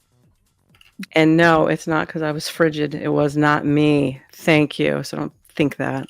Those claims are often actually very shoddy. And there's a lot of, like, it is prostitution. It's prostitution with camera in the room. So it has the same issues as the sex industry does in general, in terms of coercion and misery, basically. So there's that. But in terms of the effect on people who use it, yeah, I mean, it does seem to have this... death grip syndrome. Death grip syndrome. So death grip syndrome, to be delicate about. Carrie, they are not mutually exclusive. A guy can do both. Not the new males today. They cannot do both. They cannot handle both. Their testosterone rates are too low. Their motivation is too low, and they don't have enough outer world experience, and so they're just used to their hand, okay, and the tissue box and the Jergens lotion bottle next to the TV or wherever they're at. It's basically when a man masturbates so much that it like decreases his sensitivity, and it makes it hard for him to then have proper sex. How do they know this? Is that it's like a colloquial expression? Okay, they've not done like science on it. No, I think it probably emerged on Reddit or something, okay, right? Fine. And anecdotally, if you stop using porn, death grip syndrome tends to alleviate. So, like, you familiar with NoFap? Which is like a movement to not masturbate. Yeah. Who wrote "I'm high maintenance"? Who's doing that? Yeah. And there's various, and I don't know if there's been proper studies, but there's anecdotal evidence that stopping using porn reduces erectile dysfunction. That's true. They can't, and they don't care, and improves sexual health in various ways, right? I think there's also, as I coined this term, cultural death grip syndrome, where I think you end up with when sexual stimuli are so ever present and it's so easy to access, like anything you can imagine at the click of a button with a phone in your pocket. This is like hyperabundance of sexual stimuli. I think it affects people psychologically, and I think it actually reduces people's drive to form relationships, because it's like sex loses the mystique. 100%. Yeah. 100%. I'm thinking about a lot of scenarios in my own life where I was many years ago when I was single. I was set to go on a date with somebody, but then I might have masturbated, and my desire to go on the date just evaporates. Yeah. And I know a lot of people can relate. So if you're pretending you're somewhat different, you're bullshitting. But I mean, me and my friends always used to talk about it, that you could be like making plans with somebody and then you masturbate, and your desire as a man can often just like that. Yeah. In a way that I don't think a lot of people understand. I think it's also going back to this. Uncle Guns, love is a lie, monogamy is a myth, and marriage is a marketing scam. Sir, I don't agree with you on all of those standpoints. I'm sorry. Because you're talking to one that believes in that type of stuff. Although I do think a lot of it is a scam because how they market it. But in reality, marriage is a good thing. Premarital sex thing as well. I think it also applies to other areas of life. We call it post-nut clarity. That was the name. Just grow the fuck up before you do it. How about that? You know, don't be immature and selfish, and it'll be just fine. Yeah. If you live in a society where you can't have sex unless you're married, or you can't have like sex legitimately, you might be able to have sex with a prostitute or something, but basically your sexual options are massively restricted until you get married. And in order to get married, you have to have a job, you have to like not commit crime, you have to have a house, you have to do all these grown-up things. You are going to be so motivated to do this. That's like doomist mentality. Seriously, come on. It's so motivating. And I think one of the problems that does come with allowing premarital sex and allowing porn and basically like not inducing any kind of drive in young men. Carrie is correct on this one. I'm not going to read it. You can read it yourself. And is that they are less motivated to do those things. So like, why would I work harder? Why would I prioritize any of these things when I've got Pornhub or soon enough, sex robots, right? It kind of kills that natural, it kills that natural drive. It kills that natural motivating force. I hate to tell you this, but that's also another way of natural selection weeding out the survival of the fittest. Okay, if you're going to go choose down that road of pornography and robots and kind of self-isolation, seeking your own methods for being satisfied, but it's not really the best method or very healthy, then you're going to get on the list of natural selection. That's just how it is. Which is very, very compelling for young men. Do you think reproduction is at the very heart of male motivation? Well, I mean, yeah. Sex is. Yeah. For most men, outliers, yada, yada. So if we solve for that problem using technology, then one would then deduce from that we conclude from that we then will take away male motivation to like climb and build and be strong and I think so. earn and... I mean, there might be some upsides in terms of one of the arguments that people use in favor of porn is that it reduces sexual violence. Mm-hmm. Now, I don't really know that. Carrie, they're letting chicks on OnlyFans tease these young simps, so legalize pay for play and put those OnlyFans chicks out of business. Honey, it's men supplying the demand to other men. They put the women on there, but it's men running it. I hate to tell you. That's true. It's very hard to measure. Mm-hmm. And I'm skeptical about it because I think that something like choking is now so much more common among young people. Like the proportion of, I can't remember off the top of my head, but the proportion of young women who say they've ever been choked in bed is so much higher than the proportion of older women. It just goes up. It's from your charity, right? The charity you're involved in. We can't consent to this, yeah. Estimated that 2 million UK women have experienced unwanted choking by strangling during sex. 3.5 million. Now, I did not write that, okay? I did not write what I just put up on the screen. Stop screwing with me, you. I'm not saying that. I'm saying if your preferred method is lack of human connection, that's natural selection taking care of itself. That's what I'm talking about. I'm not talking about a little dry period or something like that. In experiencing these and also sucking, spitting and gagging. Right. That was unwanted. And this is all being very normalized by porn. So I think that the most likely explanation for why this is more of a phenomenon among younger generations is because of porn, is because it's become sort of part of the normal sexual script through porn. A 10-fold increase in rough sex between 1996 and 2016. Right. And I think that, and see, he knows what's up. He's like, yeah, drop the robots and the corn, and the other stuff means more for me. the reason that we can't consent to this exists is because it was, I mean, we successfully changed. TVM, you missed my poll. I wanted to know how many men in the audience were into choking versus the one who did not.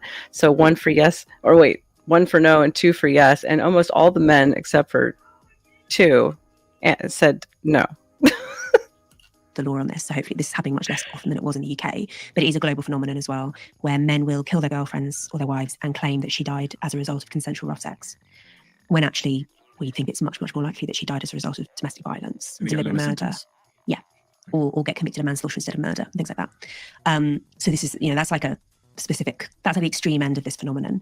The other end of this phenomenon is more like just the sexual script becoming more violent and becoming more aggressive. And a lot of young women in particular having it's absolutely terrifying to be choked out of nowhere by some man you actually don't know very well, right? That's a really distressing experience. There are also, what people always say to this is there are also women who asked for it. And there are also women who like choking. Yeah, that's what I was wondering, Shane. Who's the we part? I think what's going on there is partly the mimetic thing. It's partly like, this is cool and this is what everyone's doing, so I want to do it too. So that's part of it. I think to some extent, one difference between male and female sexuality is that women like to be dominated more than men do. And that's not necessarily a bad thing, as long as it's done in like a safe way and in a trusting. Oh, God. Just say it and leave it there. Why do you have to do all this add-on, this caveat bullshit at the end of it? Relationship? Yeah. It is a problem, though, when that's translated into like seeking out risky sex acts with someone who you basically don't know. I think women like to be sexually dominated more than men. I don't know about that. All the men who want to be sexually dominated seem to come to me for some strange reason. However, just say it and leave it there. Men know that porn is letting them down. Yeah. You know, I say men. I know that there's a significant proportion of women that watch Fucking porn as well. debate But on Pornhub I now. have come to learn from doing this New podcast porn. and having conversations about dating apps and pornography. When I look at the comment section, men are very angry, it seems, or at least the men that are in my YouTube comments that are on YouTube at dating apps, and they're very, very angry and think the industry of porn, again, this is the subset of people in my comments, they hate it. They think it's evil. They think it's disgusting. And I actually looked at Google search data before our conversation today to see what people are searching. And one of the most frequently searched terms as it relates to the subject of porn on a tool we use to analyze Google search data. Welcome in the Grey Pill podcast. Nice to see you again. It was, how do I stop watching porn? Yeah. And it almost seems like you think, you know, that was one of the most frequently searched terms that people are going to Google and saying, how do I stop this? Yeah. There's a certain lack of control and a certain... It's really addictive. Insidious, yeah. Yeah, it's really, really addictive. So should we ban it? If you were Prime Minister of the UK, would you ban porn? You can press a button now, ban it. Yeah. There we go. Because I don't think, I mean, the only downside of banning it is basically it's sort of like during COVID when people were banned from doing things which everyone was doing, right? Banned from socializing, banned from seeing their families. And people, in a lot of cases, kept doing it and just broke the law. And I think that had a sort of destructive effect on attitudes towards the law. This also was one of the reasoning, this is one piece of reasoning behind legalizing gambling back in the mid-20th century, that there was statistics showing that like an enormous number of people were gambling. Shane, you cannot ban it, really. That's right, because everybody, I gave an assignment months ago, which I doubt any of you did, which is to go watch The People versus Larry Flynt. And he reestablished your free speech and your rights all over again. Back in the 80s when that the church versus Larry Flynt, the people were going up against each other. You cannot legislate morality, although they are doing a damn good job trying and sneakily getting things passed. Yeah. And so it just seemed ridiculous to ban something that everyone was doing. So that's one argument against banning porn, that like people would keep doing it. It would be quite hard with the internet, like realistically. And so it would sort of undermine faith in the legal system in general. And I take that seriously, but I don't think it makes anyone's life better. Sex workers would have a big rebuttal to you there and say, you know, it's a much better career for me than working some horrible job in some... There might be a small number of women for whom that's really true. But in general, I think, and this... Okay, I have a story to tell you guys. So, as I was moving a year ago, I had this neighbor for like 2 years, this lady. She was like 54, 55. I think she was 55. And I noticed one day she was really looking pretty haggard, and I suspected she was a junkie. But I found out as I was moving out, she's like, Star, I just wanted to tell you that all those guys that you saw, I was an escort, a 55-year-old common-looking escort who drove for the United Postal Services. I was flabbergasted and astounded.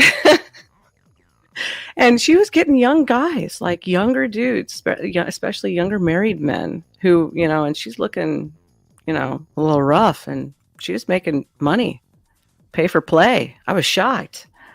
Applies to other areas of sex industry, not just porn. The people you tend to hear from are the people who are doing best by it.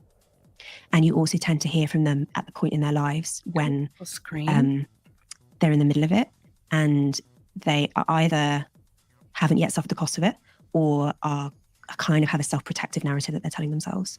And I've spoken to a lot of women who've been in the sex industry, including on my podcast. My executive producer, Self-Made, which I thank you for all of your help, without which none of this could be very possible. He wants me to go full screen. Why do you want me to go full screen, honey? What's going on? Who will talk about this exact feeling of like, when you're in it, you just need to get through the...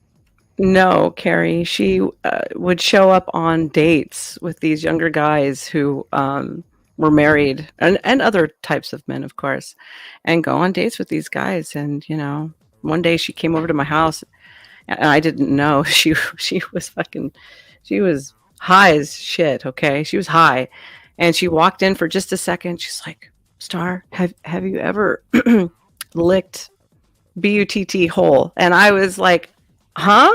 Like dead out of nowhere. So maybe she must have been, you know, omitting herself from that evening. And I was like, no. And she was shocked I hadn't done it. I'm sorry, lady. And telling yourself, I'm empowered, and this is okay, and I'm in charge of this and whatever, is a way of getting through the day. It's quite common for them to compare it to being in an abusive relationship. When you're in it, like, I love him, it's fine, you know, and then it's only afterwards. Okay. I love wearing leather. Sometimes I just sit outside in the sun while wearing it. I did not type that. I do not like being hot and sweaty like that. So no, if I want to be in a sauna and feel like I was a wrapped sausage, then maybe, but no. After you've left the relationship and the emotional connection is gone, that you can realize how bad it was for you. And there are some quite high-profile examples of this, like Jenna Jameson. She was one of the most famous porn stars in the world. In the Hands 90s. are here. She's now Sorry, no. against the porn industry because she says it's just so exploitative. It causes so much psychological harm and physical harm. I mean, just things like STDs and injuries during. You're 18 times more likely to be murdered if you're a female porn star.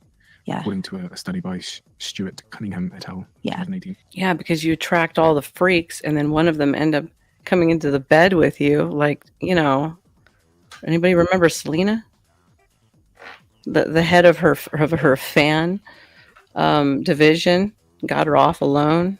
Yeah, you know, crazies. They're everywhere. Yeah, and that danger is even more acute in other areas of the sex industry. Yes, Romano. Jenna was cool. I've met Jenna several times. There might be some people who really don't suffer those psychological effects, and who. Yes, Selena the singer. Yes, where J-Lo played her in the movie. Find a way of doing it in the sort of safest possible way, and it's okay for them. I try. Like, I've spoken to those people. I trust that they exist, but I think they're very unrepresentative. And to say that we should basically design the law around those exceptions rather than around what would be better for the people who are suffering most, I think is wrong-headed. I mean, in terms of the sex industry in general. You know, I'm going to boot you out of the backstage if you keep writing shit like that. I swear to God. I'm not looking to make a porn with the pizza guy. Don't even go there.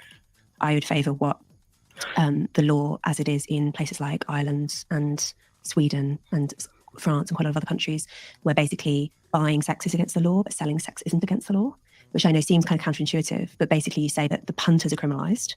I'm talking about like on-street sex work and brothels and stuff. Yeah. The punters are criminalised, but the prostituted women are not. So they don't have anything to fear from the police. And they can get support from social services, and they can get help with addiction, and they can get, you know, all the various issues that are so much more likely to confront. But the punters are disincentivized because it's all fueled by demand, right? If there weren't men who wanted to buy sex, if there weren't men watching porn and women. I'm gonna get you back. You do realize you just started war, clown. I'm gonna get you. If there weren't people watching porn, the industry would collapse. Like, it all depends on demand. This young generation are going to grow up with pornography on their phones since birth. Yeah. You know what I mean? Like, your kids are going to be able to access pornography, sometimes accidentally if you scroll Twitter. I know, it's terrifying. From the minute while their brains are forming. Yeah. And that's the first real generation that have had pornography from birth. Yeah. Yeah, it's really bad. I mean, this is why it's why I worry about smartphones. I mean, there are other reasons. Drugs are bad, Kay. I don't do drugs. DMT, why? So I can have a bad tripping experience? I don't know about that. There are other problems.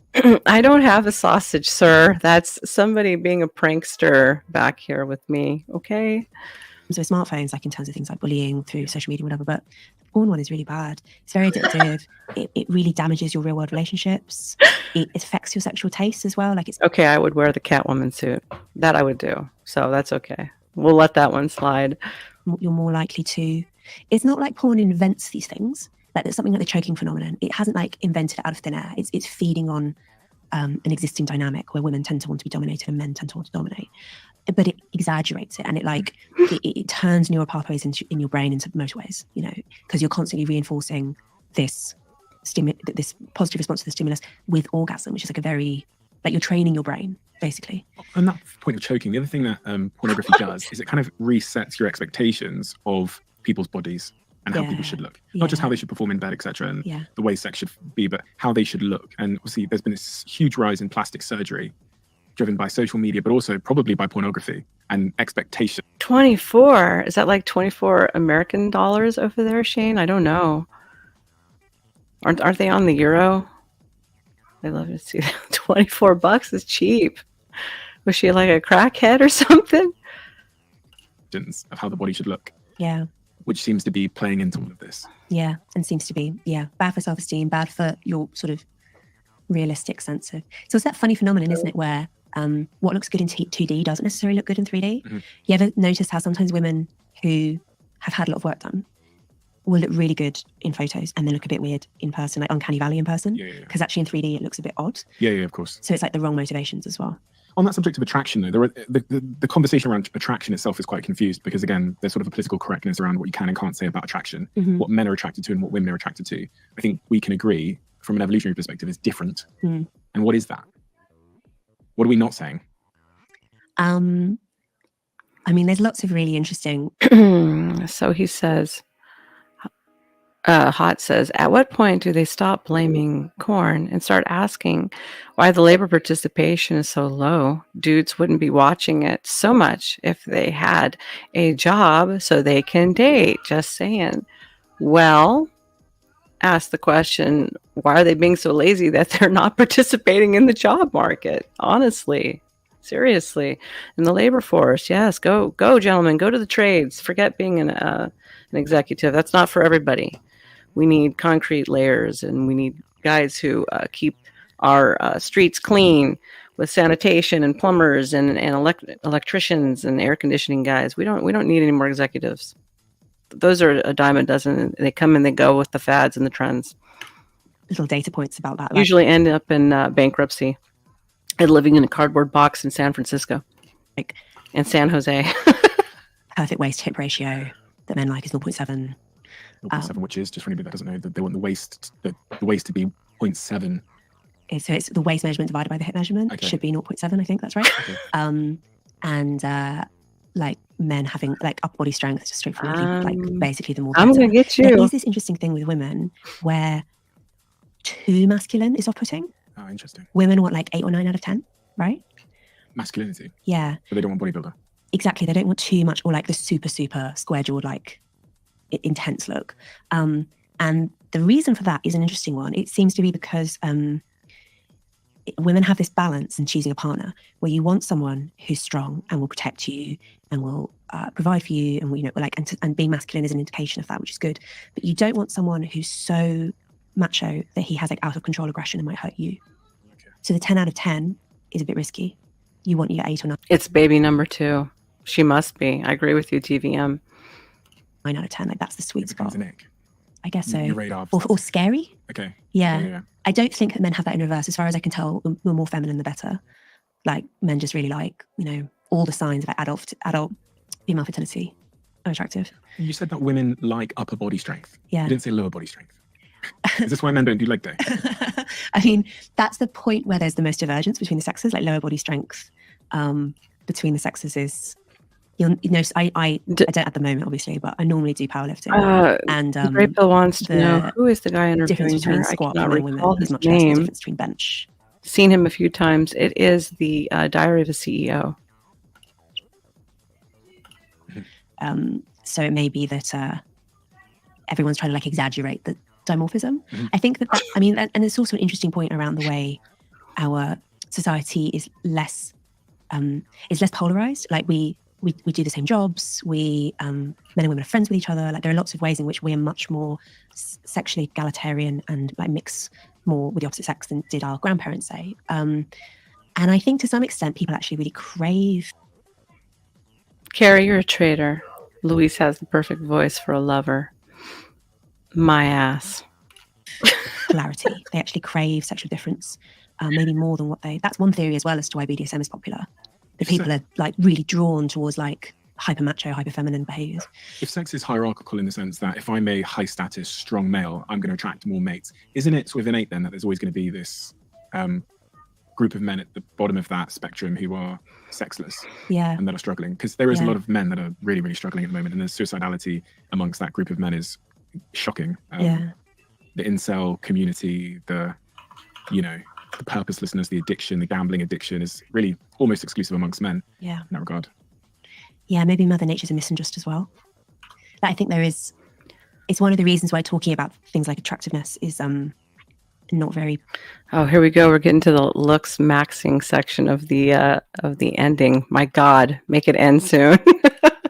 I don't know if politically correct is quite the right word, but it's a bit like awkward and painful because it is quite hard not to just say, look, there kind of is a hierarchy. Like there is an extent to which some people are more attractive than others. And lookism actually is like a massive form of social inequality that no one ever talks about. Lookism. So people who are better looking basically do better in every way. Lookism, like ageism, like everything ends with a freaking ism. I'm trying not to curse and drop F-bombs. Everything ends with an ism, huh? So now it's looksism. So now people who aren't as good looking are also suffering in some kind of a disparaging. Give me a fucking break. You're nicer to them. They do better in their careers. There was this study of tipping during. Yeah, I know what she's referring to, but it's. Let me change my vernacular before I say something else. It's stupid because there's people who are better looking.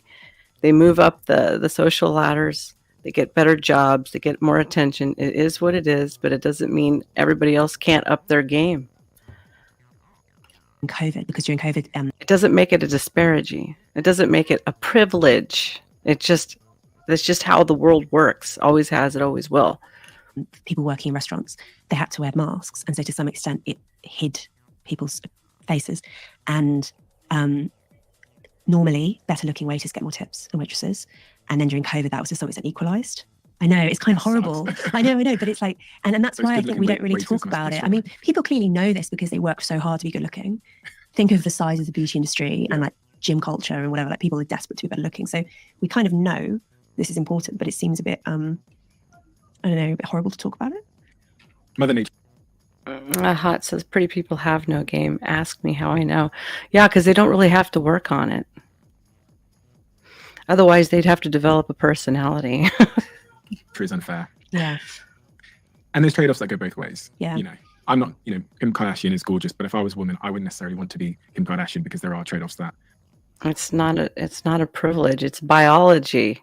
If you're more attractive, it's just a biological thing. It's not a privilege, honey. I wouldn't be happy with. And I think that's much of what this conversation has really been. It's just highlighting some of those disparities and unfairnesses, but also the trade-offs and the opportunities that Mother Nature presents us with in all facets of our lives.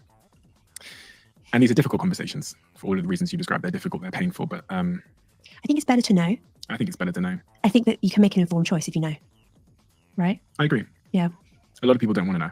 And you learn that as a podcaster. Yeah. You learn that. There's a lot of things that some people, it's fingers in the ear. It causes too much dissonance and pain and uncomfort to look in the mirror at the nature of the way that the world is or is going to be. So some people would rather avoid it. And you know what? Fine. Yeah. They're coping. Yeah. Cope is very powerful. We're all trying to find ways to cope. Thing. Like we all are. You know? Yeah. So I have empathy for that. Thank you so much. Like you're coping for thinking you're brilliant when you're just kind of parroting everybody else. Hey, that's my summary of that. She's full of shit. How about that one, lady? Pretty privilege. Was that painful for everybody else? I mean, it's not as bad as the last one I did, but that's pretty painful. Selfmade says, finger in the ear gets him off. Who am I to judge?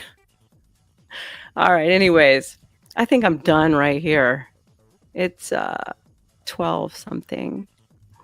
I think I'm about done. Full screen. Oh, I'm so sorry. Full screened. Here we go. So we can end on a boob note. Jiggle, jiggle. Anyways, hey, thank you for joining me tonight at School of Thought and sitting with me with this lady who thinks she's the sex expert of all things and stats and brought no stats or any studies with her. But hey, who am I to judge? So everybody have a great evening and I'll see you on Wednesday. Have a good night. Bye. Oh, and a kiss goodnight. Mwah, to everyone.